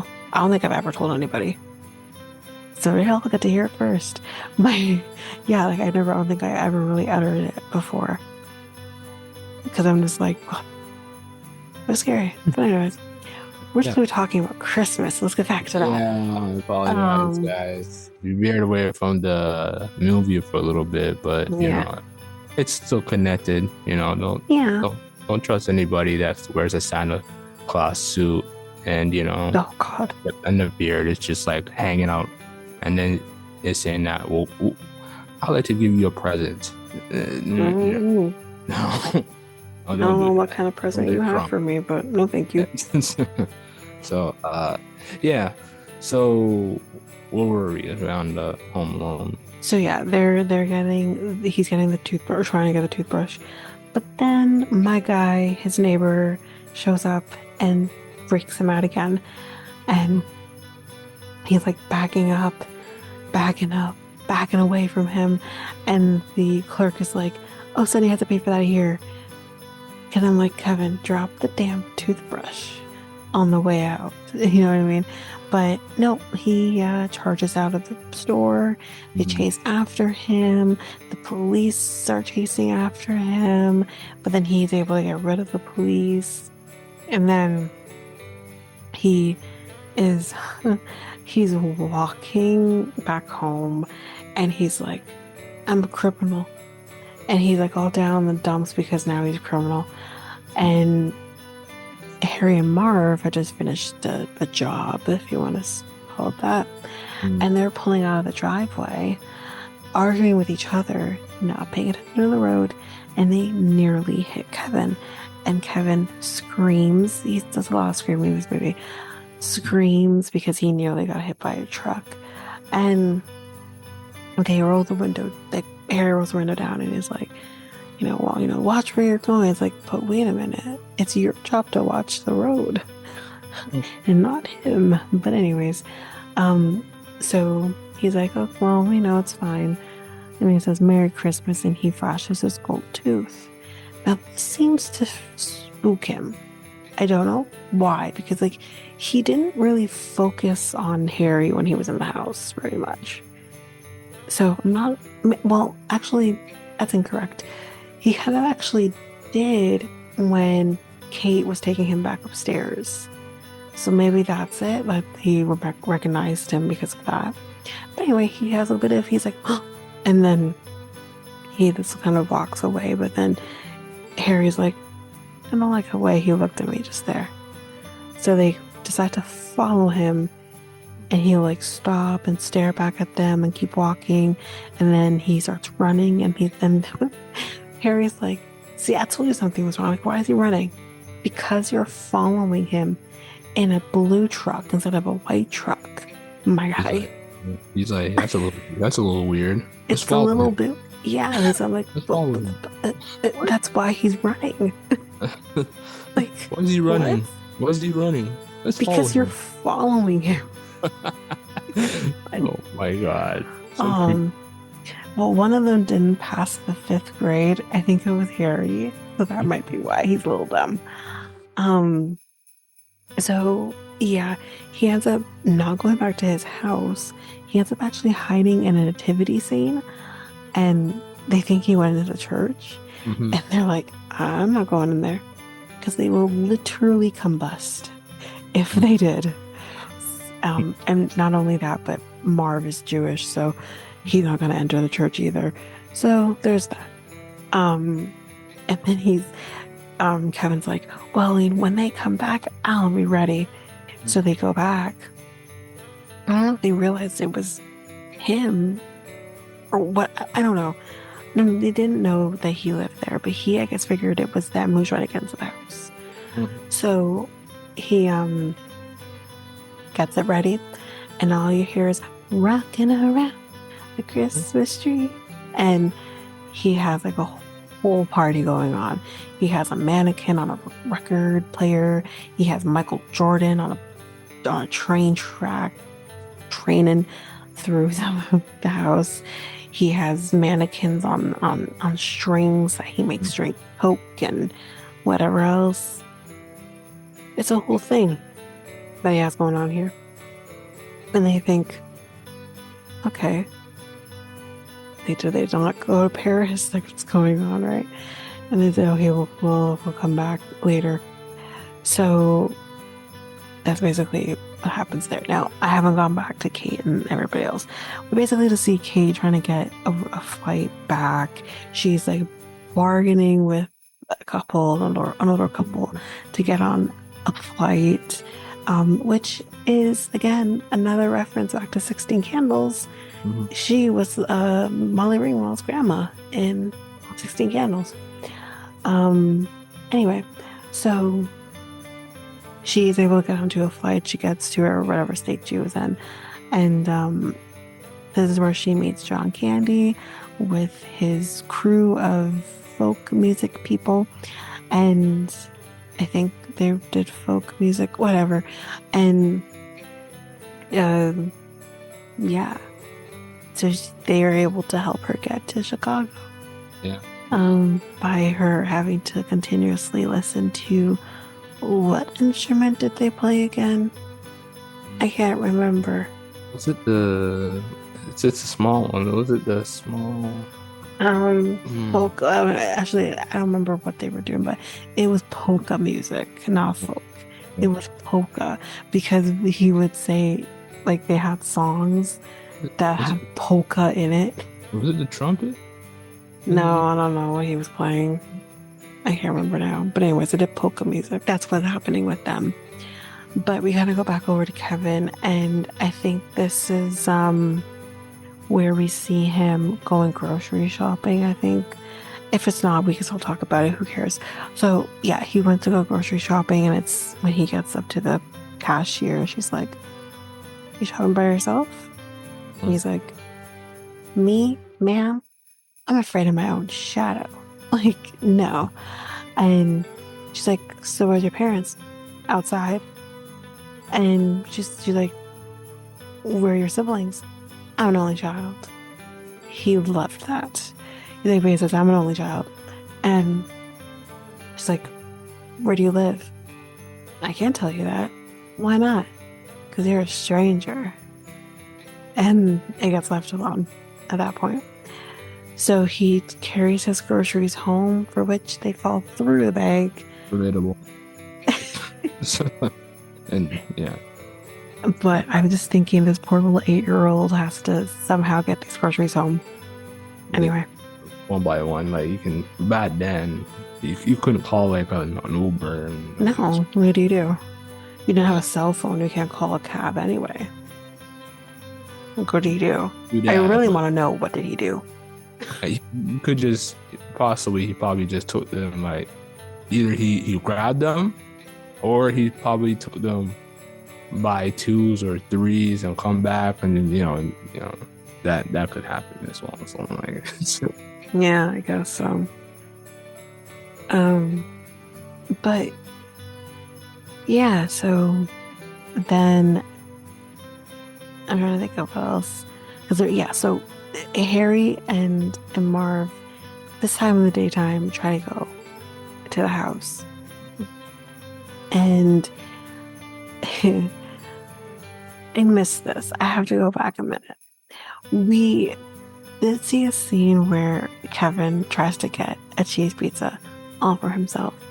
And he uses the movie to help make sure people don't know he's by himself. And this person who we saw earlier comes in and gets spooked by the movie because he thinks he's being shot at, which he was not being shot at. Yeah. See, it made more sense with Marv because he actually put firecrackers right by the door. Mm-hmm. So it kind of added that effect. This dum-dum with the pizzas, like, that didn't happen. So I don't, like, you're not being shot. Yeah. Anyway. Yeah. But, so that happened. So he does it again with Marv this time, but this time he plays out the entire movie scene. And he thinks that there's, like, someone's beat them to the job kind of situation. And he's, like, listening. He's like, snakes. Like, he thinks he's heard the name before because he's probably seen this movie before. And he doesn't realize that. So when he gets to the part where they're gonna, the guns going off, whatever, and he starts running, and he's like, go, go, go. There's someone just blew up another person in there. And Harry's about to go, but he's like, wait a minute. We should stay here. Because if the police come and come to us about a murder, we'll be able to pinpoint who the person was. But instead, poor Kevin comes out, not realizing that the house is still being watched. And he's going to go cut down a Christmas tree. And Harry's like, we're being played by a kindergartner. But, yeah, so basically Harry and Marv go to the window watching him decorate the Christmas tree. Kevin can see them through the Christmas ornament, and he's like, hey, Dad, can you come here and help me? And Harry's like, you're that kid we saw earlier. He lives here. And Marv's like, well, if he's here, then the parents were here. And he's like, no, he's home alone. So they decide Harry decides, and Marv goes along with, that they're still going to hit up this house with him in the house. So yeah. He overhears the whole conversation, so he knows exactly what time they're going to be there and everything like that. So the only thing that I'll mention here before we get into the goods is he does have that heartfelt moment with the neighbor. The neighbor tells him about, like, you know, not having a relationship with his son, so he doesn't see his granddaughter who sings in the choir. We'd see her, and you know, they kind of talk about that. Talk about, like, you don't have to be afraid of me. I know people say about me, but like that's not true. And yeah, so he's no longer afraid of the neighbor. And then he goes back to the house, creates a booby trap that we're about to go through right now. So I did write these down because I didn't want to forget them. I'd have to find where I started. I started here. So they get to the house, and this is how it all begins. So Harry gets shot in the leg through the doggy door. They don't have a pet. Why do they have a doggy door? Mm-hmm. I just thought about that, actually, in this exact moment. Mm-hmm. Took me 34 years to figure that out. So, yeah, he gets shot in the leg. Marv then also gets shot in the face. Actually, I'm not sure. Did Harry get shot in the leg, or did he get shot in the... You got shot in where? You got... One of them got shot in the leg and the crotch as well. Okay, I think it was Harry got shot in the crotch. Even though it didn't look like he was pointing the gun up. But I guess he shot him in the crotch, and then Marv got shot in the face. And he sticks his head through the doggy door. And, and Kevin's like, hello. And just shoots him in the face. And then they decide they're going to split up in order to get into the house. Harry's going to go to the front. Marv's going to stay in the back. So Harry slips on the stairs going up to the door. Just falls right back. Marv also falls down the stairs to go to the basement, which was amazing. He falls again in his attempt at getting back up. So that happens.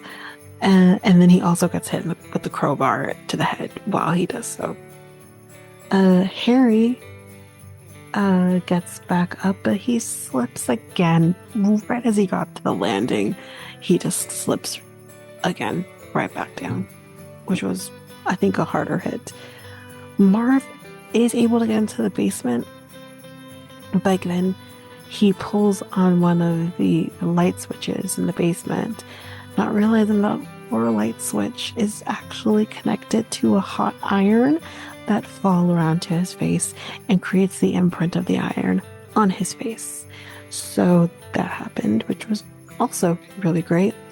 Harry, in his attempt at getting into the front door, not realizing that the doorknob is hot, touches the doorknob and burns his hand. He falls back down the stairs again to get his hands into the snow to cool off. And now he permanently has the letter M on the palm of his hand. We will see that come back again in the next movie. We see Marv walking up the basement stairs to get to the main level, but I don't know what exactly this was that he put on the stairs, but he put something on the stairs that's like very sticky. So he, like, every step he takes, the shoes are coming off, the socks are coming off, and then he gets to the next step, puts his foot right over a nail, and then he just falls backwards. I think he then just goes back outside again, forgetting, I guess, that there's ice there, and he falls right back down.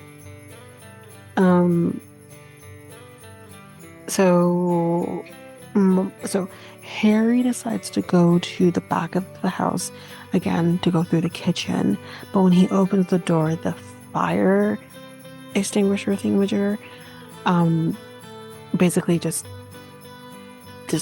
burns his head off, with his hair right off. But he does get into the house. He basically had to again shove his head into snow to cool himself off, and then he just pushes his way right through. Meanwhile, Marv goes to the side window and steps on Christmas ornaments on the way in and says he's going to kill that kid. There's a lot of mention of killing this kid and or I'm going to murder that kid in the next movie as well. It's a lot. Harry becomes a chicken. I actually didn't particularly like this one because I thought it was a little weak, but he does. The funny part about it when he turns into a chicken, because he gets like feathered and stuff, is when they both see each other, both Harry and Marv see each other, Harry's like, "Why'd you take your shoes off?" And Harry's like, "Why the hell you dress like a chicken?" That part's funny, but the actual thing was not that funny. So then they both slip on toy cars, and it's here where Kevin says, "You guys give up or you're thirsty for more?" You gotta give up or you're thirsty for more. And then they get hit by two paint cans. In the process, Harry loses a gold tooth. And then Marv is actually able, when they get upstairs, is able to grab Kevin by the leg or by the foot and thinks like, "Oh, I got him. Harry, help me," because Harry's tripped over the string thing and tripped, and he's kind of trying to get his wits about him again. But then, in this part I didn't talk about either. Previously, when Kevin was trying to get money, he got money out of Buzz's allowance or something that was high up on a shelf in his room. So he climbed the shelves came down along with the spider, the tarantula that Buzz has, and the tarantula was set free.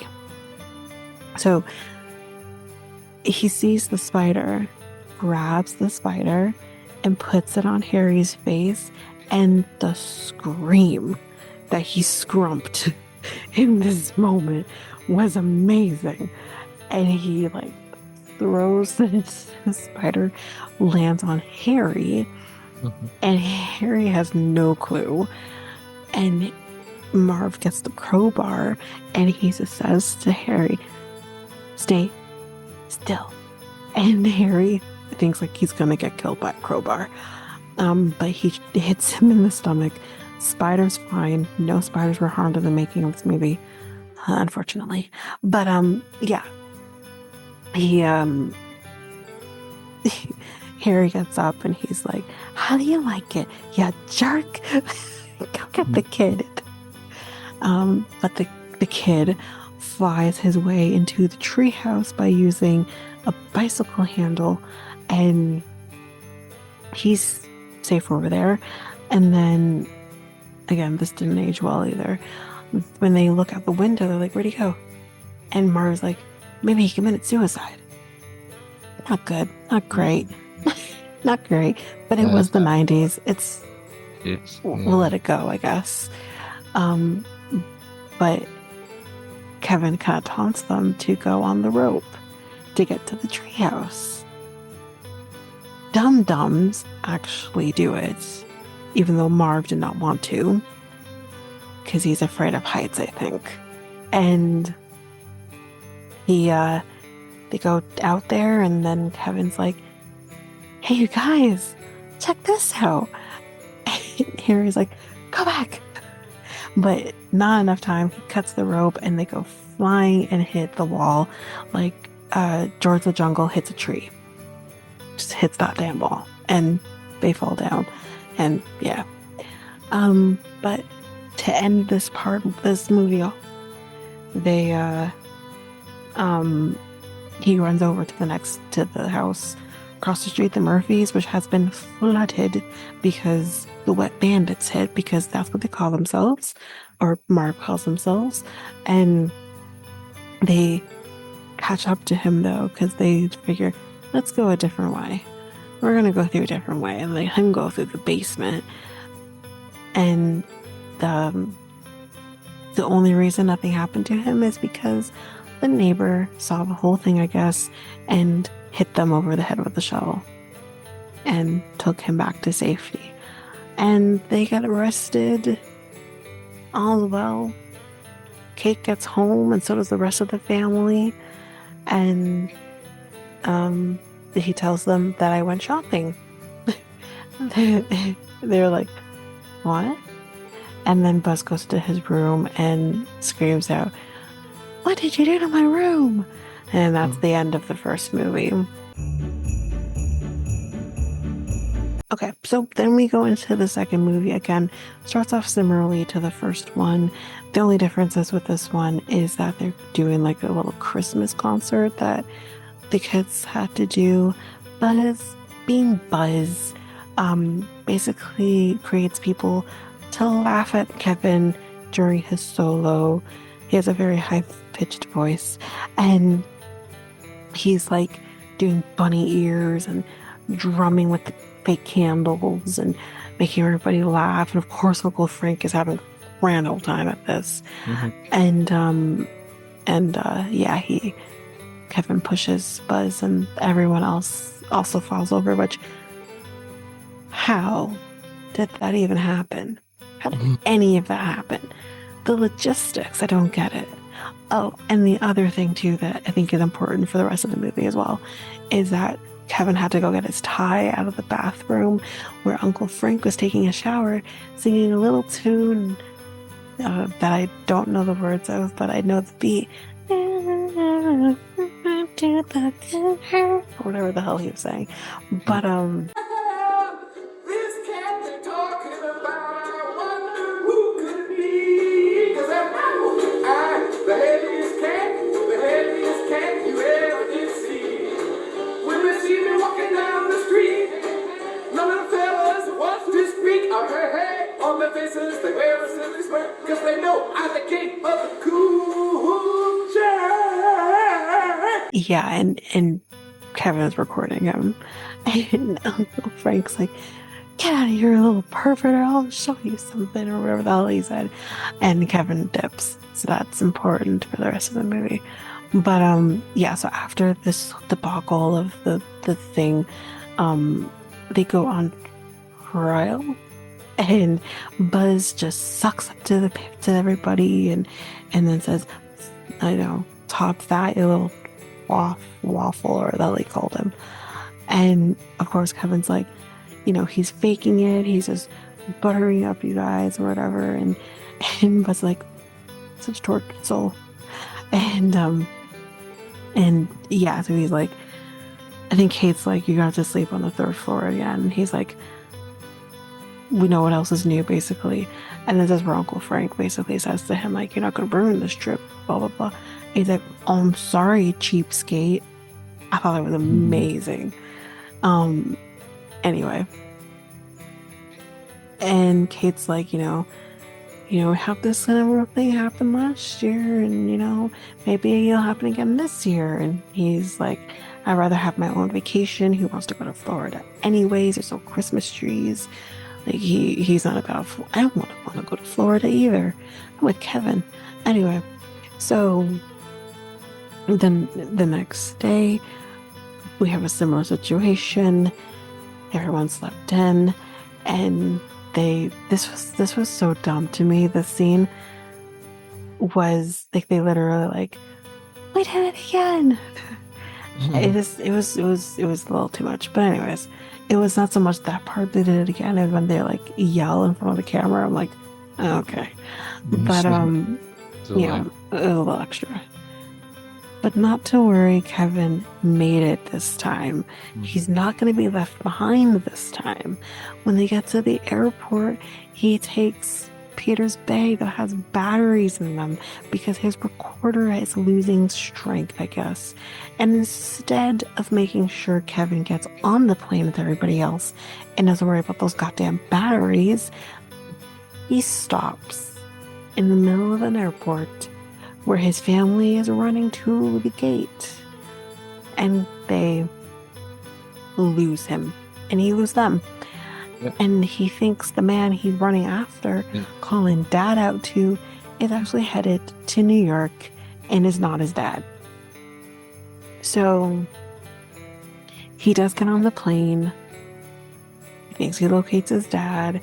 He's he's sitting beside a French man who speaks French and he can't understand, which is a little bit of a callback to the first movie because they went to Paris in the first movie. And he's like, okay, no, not doing this. And he plugs in and completely misses the fact that the flight is to New York. So he lands in New York and he's like, he goes to this lady, he's like, what city is that out there? And she's like, New York. And he's like shocked. And she's like, are you okay, sir? And he's like, I'll be fine. And he's like, you know, excited now. He kind of gets there. He's excited to be in New York. And he goes on a little adventure in New York. He goes to Radio City. He goes to see the Statue of Liberty. And a little more sombering, he goes to the World Trade Center. And he goes to the top and he is looking at the entire city from one of the World Trade Centers, which is a different feeling, obviously, 30 years after the fact. But yeah, so so back to them though, the family. They get to Florida and they're giving the bags out to everybody, and they're like, give this to Kevin, give this to Kevin, give this to Kevin. Kevin's not here. Kevin's not here. Kevin's not here. Kevin's not here. And Kate gives it to Peter and says, Kevin's not here. And he's like, what? And she's just laughing and she's like, and she passes out again. And I'm like, y'all, man, how does this keep happening? But anyways, so let's actually finish up with them first. They go to the police and they're like, there's no way he's anywhere else but in Chicago. And like, has he ever run away before? Has he ever been in a situation where he's been left home alone? And they're like, well, it's kind of becoming a little bit of a tradition, but not to worry, we don't forget our luggage. And the cop is just like not at all impressed. You guys stay here. We'll look into your records. Right. Come back to you. You guys are arrested for right? child endangerment. Exactly. Exactly.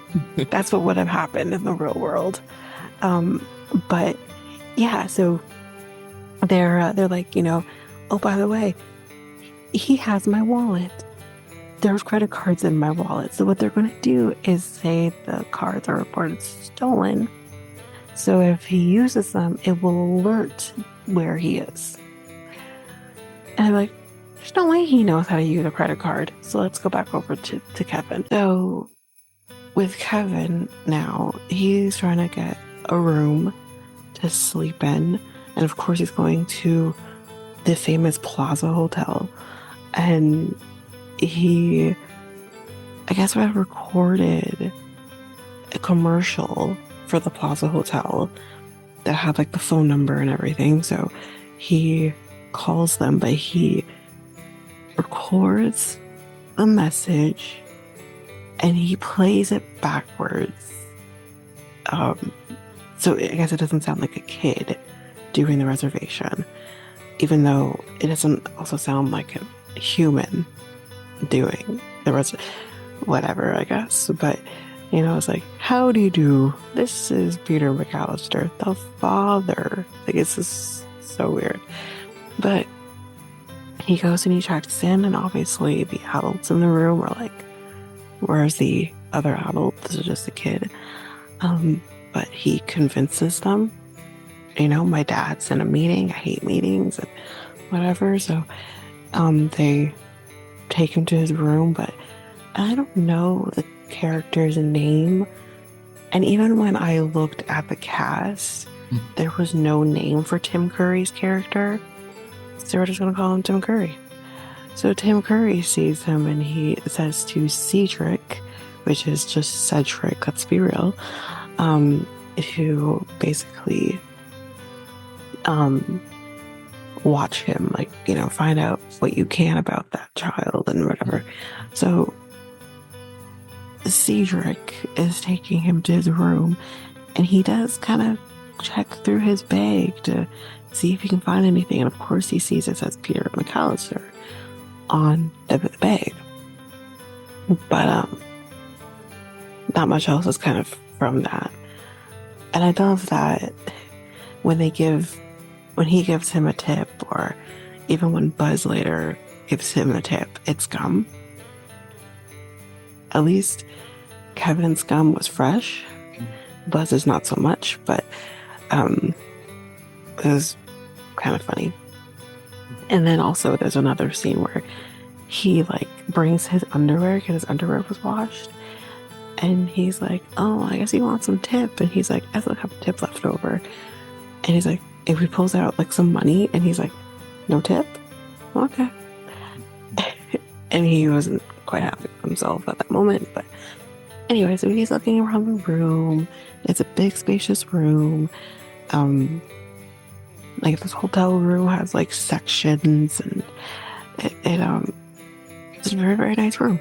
And it has like, he opens up the mini bar and I think he thinks it's free and not charged to the room, because he's just like, yeah.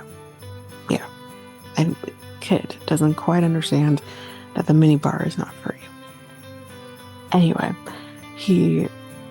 I think there's a scene where he gets like ice cream, and they're helping him with the ice cream. Like he got like this, it looks like an ice cream bar type situation. Like you have like candies and stuff like that. Like it's, yeah.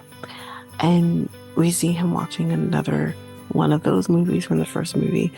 I can't remember what this one was called either, but he's watching one of these movies. It was a little different. And it's at this time, it's a woman who was mooching with my brother. Yeah. And you're smooching with everybody. Mo, Gimpy, or whatever, with and Cliff. So, yeah. And then he shoots her in the count of 3. He does count till the count of 3. And then he shoots her. And then he ends it off with, Merry Christmas, you filthy animal, and Happy New Year. A little different. So, yeah. That's kind of that. And then Kevin, I guess, kind of falls asleep, and Tim Curry helps himself into the room, I guess, to see whether or not there's an adult in the room. And Kevin luckily hears the door open, and he runs into the bathroom. So Kevin was given a blow-up clown for the pool in Florida. So he blew it up. He must have had already blown it up. I'm hoping, because there's no way. He was already blown it up. And it was in the bathroom. And he had the recording of Uncle Frank. So it makes it look like there is an adult in the bathroom having a shower. And then, of course, it gets to the part where Uncle Frank's like, "No, get out of here, you little pervert!" And freaks Tim Curry out. He runs out the room, and that's basically that. He then the next day goes down, and again, there's no parent, and Tim Curry's like, "Mr. McAllister," he's like, "I wanted to talk to your dad. I feel really bad about last night." He's like, "Is he still here?" And he's like, "He already left. I mean, how would you feel if, some random man saw your butt, like, wherever? You wouldn't want to see that person again." Like, I don't think you're going to see him for the rest of this trip, which obviously alerts him to check the credit card. So he's checking the credit card.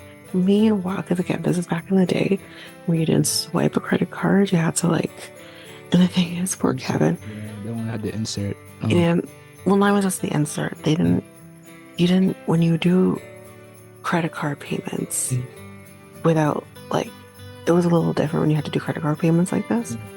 It wasn't that you just use the machine or whatever. They would take an imprint of your card. So that's what they used to do. Process. Okay. Right. That's how it always used to be. It's how they did with food deliveries back in the day. In this case, same thing. I was too young back then, possibly, because I was younger than you, and I remember this. I don't remember that. I don't remember the insert swipe being introduced. Maybe it's No, this is how they would do it with credit cards. Not every payment, but credit cards. They would do that swipe thing, and all it would do is just make an imprint of your card. Not very secure, right? Which is why they stopped doing it. But this is what they would do. They would take the imprint and they would process it later, kind of situation.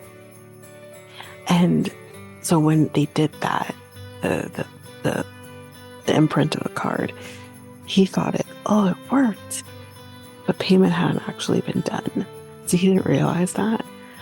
So he just thought, it's fine, good now, right? It's not. But anyway, meanwhile, he's getting a limo drive to wherever he wants to go, and he has his own complimentary cheese pizza just for him. So that's another callback to the first movie. And they end up going to a toy store. But while they're obviously driving to the toy store, we go back to Tim Curry, and he sees that the card has been declined because it's been reported as stolen. So he's thinking this kid's a thief and he stole his credit card. So he goes to the toy store, he peruses the toy store or whatever. Meanwhile, with the toy store, Harry and Marv are hiding in those big house things that I'm sure they probably still sell stuff like that, but those kinds of houses where kids could walk into was such a big thing back then. So that's where they're kind of hiding in. So that's important for what comes next. So Kevin goes in the store and he has a conversation with the owner of the toy store. He's able to get the kids he donates to, I think it was St. Anne's Hospital, and he gives him a little thing that he can take from the tree, and he gives him the turtle doves. So that's important. So he walks back outside. The limo's gone because obviously the limo driver was told to leave, and the limo driver's gone. He's just standing out there being like, okay, whatever. And as he's looking at a map, an old school map, Harry and Marv walk out the toy store and they see him. They catch the name on the backpack and they realize it's him. And they walk up to him and he's like, hiya, pal. And he immediately knows it's them. He turns around and he just starts screaming. And again, I know it's New York and New York is used to maybe hearing shit like this, but if you see a kid screaming in the face of an adult, maybe find out what's going on there. But anyway, they chase after him. He buys these pearl, probably fake pearl necklaces, and he undoes it so that the beads would fall. Again, very reminiscent to the first movie with the toy cars, and they just fall on the beats. And then in that case, they see him running into the Plaza Hotel. So like, we're going to go to the back and wait for him there, because chances are he's going to go through the back. They're getting smart with him. So he runs into Tim Curry, who's standing outside, and he says to them, "You gotta help me, there's 2 guys chasing me." And Tim Curry is like, "What's the problem? Store wouldn't take your stolen credit card."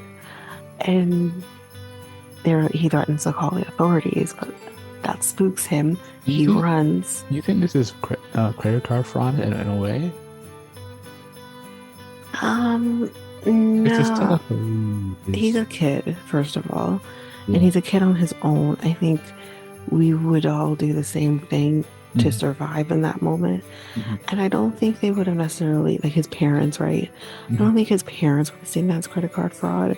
The only reason they did this was that they would be able to track where he was. Right. So they're hoping he uses the credit card. The people in the hotel, the staff in the hotel thinks that, oh, you come in. But yes, because the card doesn't come back. It doesn't come back saying, you know, this kid is missing. They only have so many lingos that they can use in this case, right? So it's gonna say stolen, right? But it's supposed to alert the credit card company, who will then alert, you know. So I'm not saying that I don't understand the hotel being like, oh, this is a stolen credit card, and this kid has probably like stolen the credit card, but that's not what happened, right? And they're so insistent that this kid is up to no good, which, I mean, he's a kid, but they're thinking like he's some like hooligan when he's a missing kid, right? So I think like it's actually, so when the family gets there and they confront them and say like, what idiots allow a child to just check into a hotel by themselves? That's the problem right there and then. They really should have called the authorities from that point to be like, there's a kid here. We've let him check in, but there's a kid here who's by himself. Can like someone check on this? Because the bare minimum, let's say he just ran away from home. He's a kid. He needs to go home, right? So, yeah, the whole point of this was that they would alert to his location. So, I don't know. I wouldn't classify this as credit card fraud. Yeah. Yeah. So, yeah, go ahead. Yeah, no, it's just, he doesn't have his own credit card. He's 8 or 10, whatever. Yeah. Oh, yeah. But, so, yeah, he runs in and, like, you know, cat that child or stop that child. And they're all, like, working to try and, like, stop him. Like, all 3 of them. Like, 3 main people we see in the hotel. And they end up running into each other when he, like, slides underneath the woman's legs. They go into the hotel. And Tim Curry's like, you little shit. And then the elevator doors close. And he's like, get security. We gotta get that kid. And then, like, Cedric is just, like, lying on the floor. Just, he's knocked out. And Tim Curry's like, come along, Cedric. And so, yeah, he gets into the hotel room. He's like, I'm getting out of here. I'm going home. Like, he's done with his vacation. He steals some cookies. But yeah, so they get into a hotel room and he starts the movie. And he's doing, again, very reminiscent to the first movie. He's doing this conversation back and forth like he did with the pizza boy. And they're like, the thing's like, hold it right there. And they're like, this is the concierge, sir. And it's like, I know it was you. I could smell you getting off the elevator. And they're just saying, like, we were looking for a child, blah, blah. And he's like, I know. You were here last night, weren't you? And he's like, yes, sir. He's like, and you were smooching with my brother. And then Corey's like, I think you're mistaken. And he's like, you've been smooching with everybody. And he starts listing off all the names, and Tim Curry's like, what? And then they say Cliff, and the security guy's name is Cliff, and everyone looks at him. He's like, no, that's a lie. he's like, I can keep going, baby. And then he's like, now get down on your knees and tell me you love me. This part for me, amazing. He's like, on your knees. They all get on their knees, and he's like, I love you. And he's like, you have to do better than that. And then they all say, I love you. And he's like, maybe I'm off my keister, but I believe you. He's like, he says, I'm going to give you three seconds to, count of three to get out.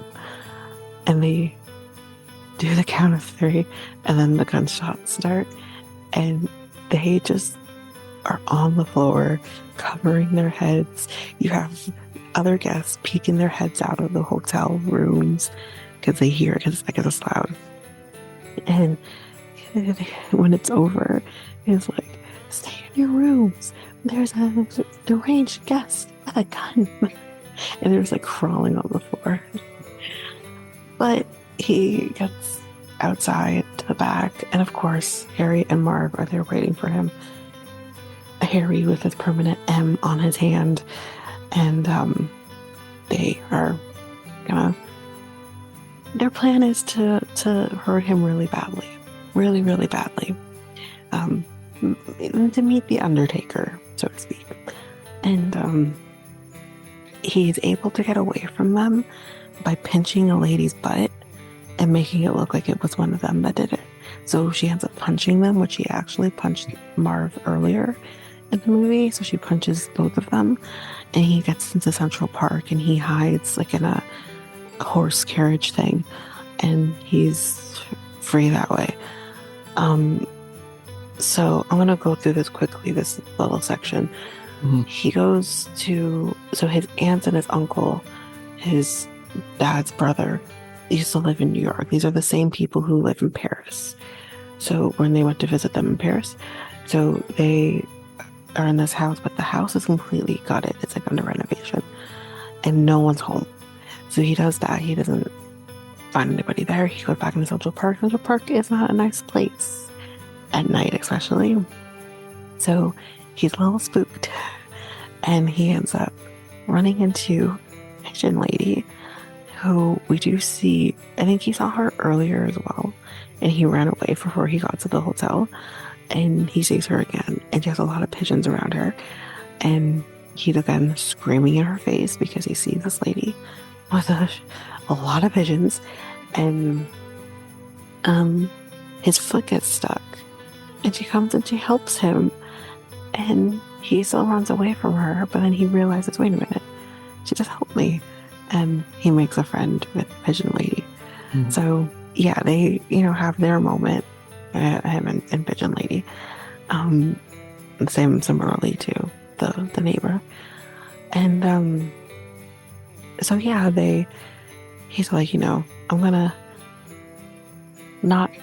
make sure that these guys don't rob the toy store, because of course they told him the whole plan like idiots, and he's like, you can't mess with kids on Christmas, he says. So he gets into the house, and he booby traps this house similarly to what he did with his own, and then he heads to the toy store to stop them.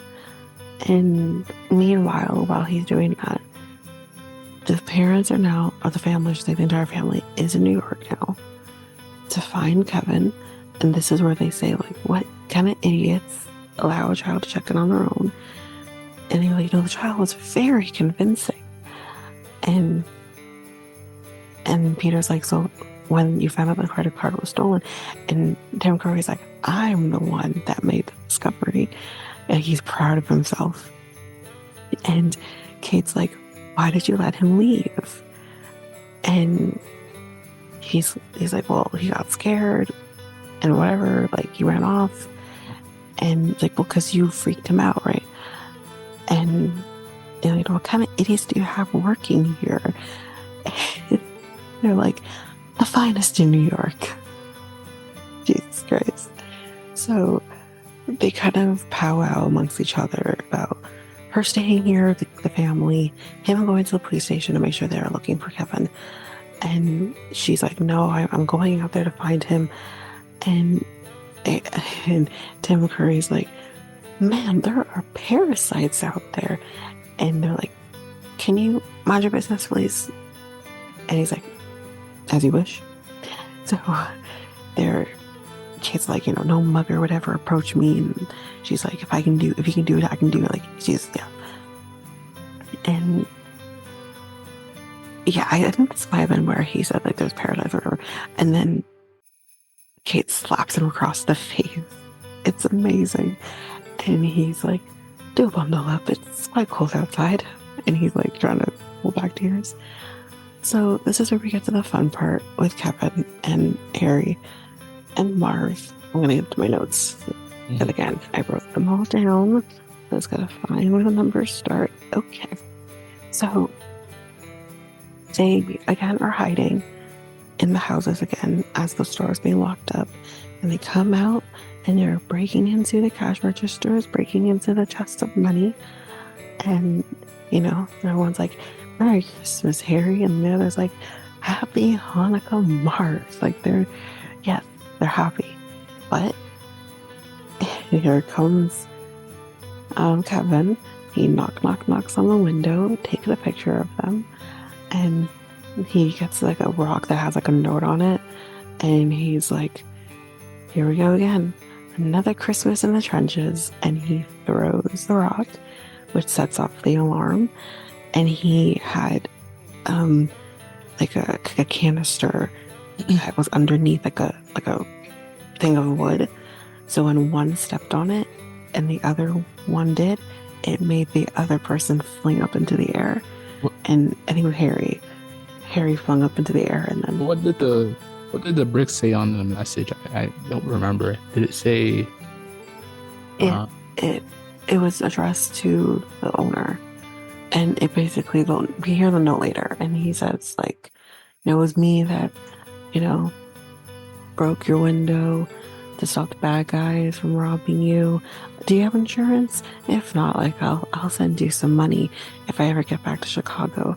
And then he also said, P.S. Thanks for the turtle dove. So he knew who it was based on that.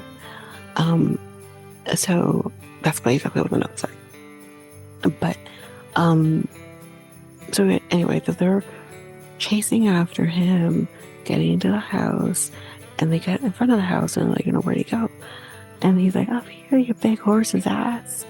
And he's still taking pictures of them from above the thing.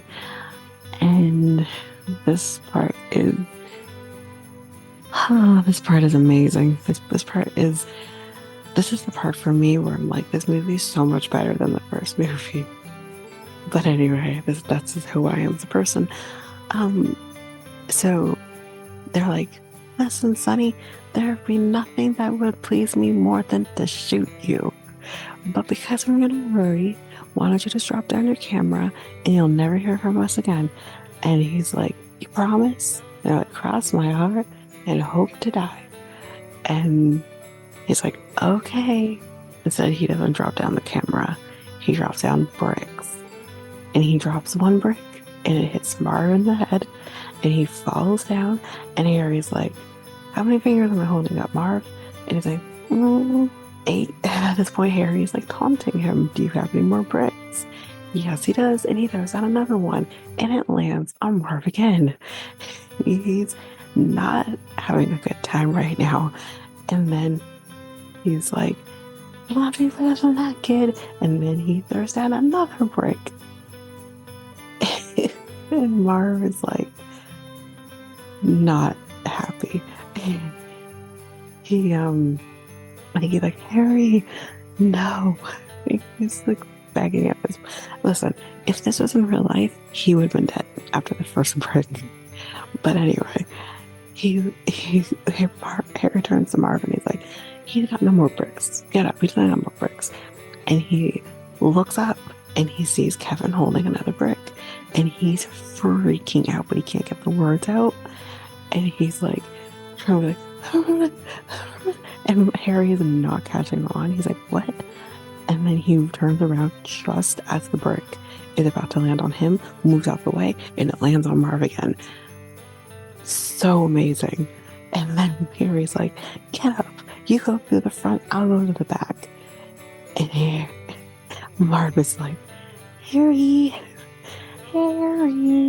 Like, he's not well, bitch. He's not well. But the next thing, basically, that happens is Marv, he gets up, not very easily, but he does get up, and he goes to the front door, and he's clearly really dizzy, because he probably has a concussion, and he gets to the front door, and he's trying to open the door, but the door won't open. And he doesn't realize that there's a staple gun on the other end of the door. So he ends up stapling. He first staples his butt, then he staples his balls, and then he staples his face. And that's basically how that happened. Meanwhile, Harry is going through the back, and he is trying to hoist himself to get onto a ladder, and then the ladder has that goop on it, and he falls because obviously there's goop, and then some of that goop falls on top of his head. And then Marv gets into the house because he just shoves the door open, and he's like, Harry, I reached the top, and then he falls down this huge hole that's in the house. And he's like, whoa. Later on, when he comes to, he's like, what a hole. And then Harry is able to get to the top. And when he opens the door, tools fall out of his bag and land on him. So he gets hit by tools. And then Marv slips on this green, gunk stuff. I don't know what this was, but he is slipping on that, and then he falls and he lands right onto into a shelf of paint, and the whole thing just falls right on top of him, and he's completely covered in paint, paint gone in his mouth too. It's pretty gross. And he then also gets electrocuted when he goes to try and wash himself off. He touches the things, and he's Kevin's right there too, and makes the intensity get worse and worse, and to the point where you can see his skeleton, which again, in real life, he would have been dead by now. But then he passes out from there. Harry gets his head flambéed again, and he's really he's very terrified because he'll turn on a light switch, and then he's jumping because he doesn't know something's going to happen, and then he goes into the bathroom and he does it again, but this time he doesn't jump or anything, and his head gets flambéed, and he doesn't realize at first. He looks into the mirror, he's like, oh, he did it again, he did it. And he puts his head into the toilet because there's no running water. Puts his head into the toilet. There's some sort of combustible in the toilet, and basically Harry gets blown up, let's be real. But again, he survives. He would have been dead too. But anyway, Marv, I think, was able to get up onto the try to get up onto the second floor again, and he doing this bird contraption thing, and he sees Kevin, and he yells to Harry, there he is, Harry, go get him, whatever, because he can't get up. And he glides up he's climbing up a ladder that can obviously handle his weight. And he's like, don't you know that a kid wins against two idiots? And he gets up the ladder. Harry tries to go also up the ladder with him, but the ladder can't handle Harry's weight, and he falls. And Mara is able to come up and help him. So then they decide they're going to try to get upstairs because he's now up on the third floor, and they're going to go after him, and I think they found a rope or something, and they're going to climb up, but there's a whole ass staircase over there, and Kevin's like, why don't you use the stairs? And they're like, right. But they go down the stairs, but Harry, again, is a little smart here. He's like, remember last time? There's probably paint cans. So they're like, watch this. So they pretend they're walking up the stairs, and Kevin throws a paint can, and they're like pretending like they got hit. And Marv's like, don't worry, Harry, I'll get him. And then he pretends to walk up the stairs, and then another paint can happens. And they're like, that's two, let's get him. And then he has like this weird thing that, like this long thing, that he throws down that they did not expect. And they're like, uh-oh. And then they get hit by that. They also hit the cans on the way down, and they end up back into the hole again. And they're like, that's 3. And then he cuts the rope off of that big one, and it just rolls down the stairs into the hole. And Harry's like, no. And they're like, that's 4. But they're able to get back up, same way that they did with Marv, on his own. And then they get upstairs, don't know exactly where he is, but he does yell to them, and as I'm over here, and they go to open the door, and then they're hearing this really weird sound, and they're like, what is that? And they literally put their ears to the door. I'm like, you guys are so stupid.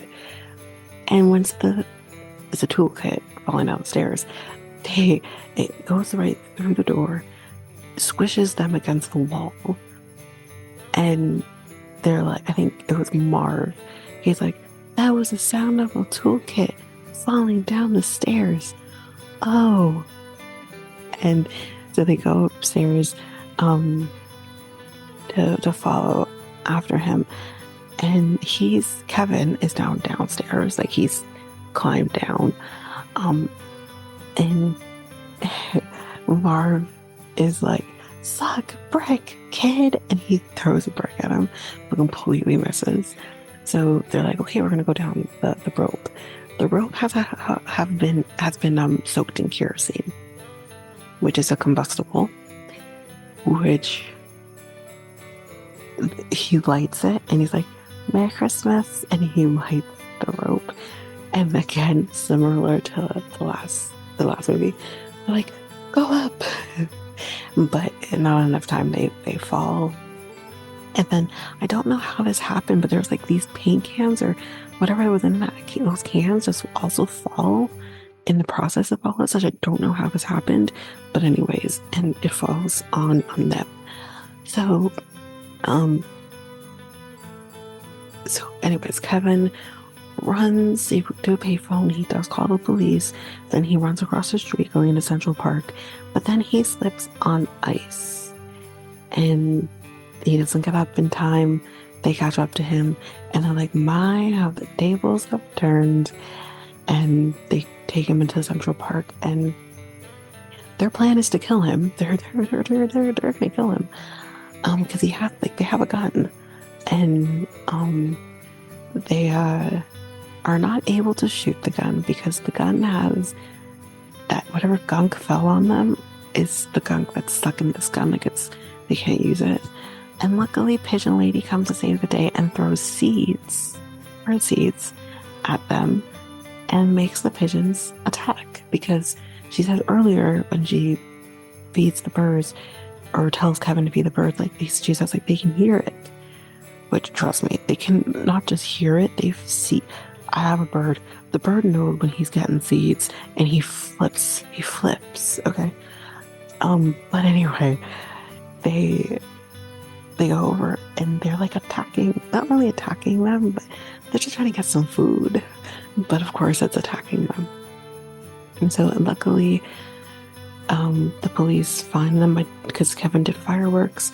They find him and they arrest them again. And it's like, and Marv is an idiot. He tells them everything about how they broke out of prison and this and that. And he's like, we're no longer the wet bandits, we're the sticky bandits. Mm-hmm. That's ST, and he doesn't know how to keep spelling it. And the police officer's like, I. I'm like, wow. So that's basically how that turns out. Long story short, Kate is able to find Kevin. He was at the Rockefeller Center with a big Christmas tree, and that's where she found him. They go back to the hotel. They wake up to, and it's actually really interesting. I didn't mention this before. So Fuller, who's supposed to be playing Kevin's cousin in the movie, who's actually his brother in real life, the only like monologue or words that are said between them in any of these movies was in that moment in the second movie when Kevin's like, Santa doesn't visit hotels or whatever. Like, that's the only time that these two brothers actually like have any sort of conversation in this movie. In these movies, I should say, both of them together. So yeah, basically they find that there's actually Christmas presents for them that was given to them by the owner of the toy store. Yeah, I mean, Kevin goes out to see Bird Lady again and gives her one of the turtle doves because he was told to give that to someone you really care about, and then he gave it to her. And meanwhile, the family is getting a really, really hefty bill from Kevin's previous stay in the Plaza Hotel, and it was like over just a little under $1,000 that he spent in at the hotel between the mini bar and everything else. And his dad freaks out, and basically how it ends. I mean, the amount of money that he spent was even a lot then. It was a lot of money. It was a lot of money. Yeah. Well, like in today's money, well over 1,000. Probably a good $1,500, probably. A lot. Yeah. A lot of money. But yeah, that's basically it. That's Home Alone 1 and 2, and that's the end of our Christmas series as well. Yeah, that's the end of the Christmas series. You can watch both these like movies at Disney Plus, Disney or Plus, yeah. you can either buy it, rent it on YouTube. I don't know where else. I don't think Apple TV has or Apple.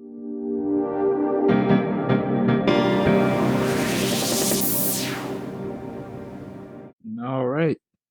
So yeah, like Tanyka said, this ends our Christmas series. And this is our last episode of the year. Yeah. For the whole entire year. They're going for a break. So this ends episode, I believe, 64. Yeah, 64 of the Next Tape podcast. The Next Tape podcast is available now on all podcast platforms. We also have a website called solo.tl/Next Tape podcast. Where else are we at, Tanyka? We're on Facebook and Instagram at Next Take Podcast, and Twitter and TikTok at Next Take Pod. And we also have an email. Contact us on mikeltanyka@gmail.com. That is mikeltanyka@gmail.com. So yeah, like we said, this is the last episode of the year. I like to say this to everybody that's listening. Enjoy your Christmas with your family, and possibly after with your friends. And that's pretty much it. Do you have anything else to say, Tanyka? I mean, I echo what you said too about enjoying your Christmas, having a safe Christmas. And just so everyone is aware, we will be back with episodes on January 13th is when our first episode of the year will be dropping. So yeah, I mean, I think we'll be out for about a month, just shy of a month. So yeah, we'll be back on January 13th. Hey, and also Happy New Year to you guys as well. 2025. Hope you guys, enjoy your your New Year's on New Year's Day. And yeah, that's pretty much it for me, at least. That's it for me. Until Okay. next year. All right. So I'm Mikel, and I'm Tanyka. we are out until next week. Peace, guys. Well, Happy next New year. Oh, Not next week. year. Next year. year. Next year. Happy New Year and sorry. Merry Christmas and Happy New Year's, guys. Oh, and yeah, Merry Christmas and Happy New Year and Happy Holidays for those who don't celebrate Christmas. Yeah, that too. All right, bye.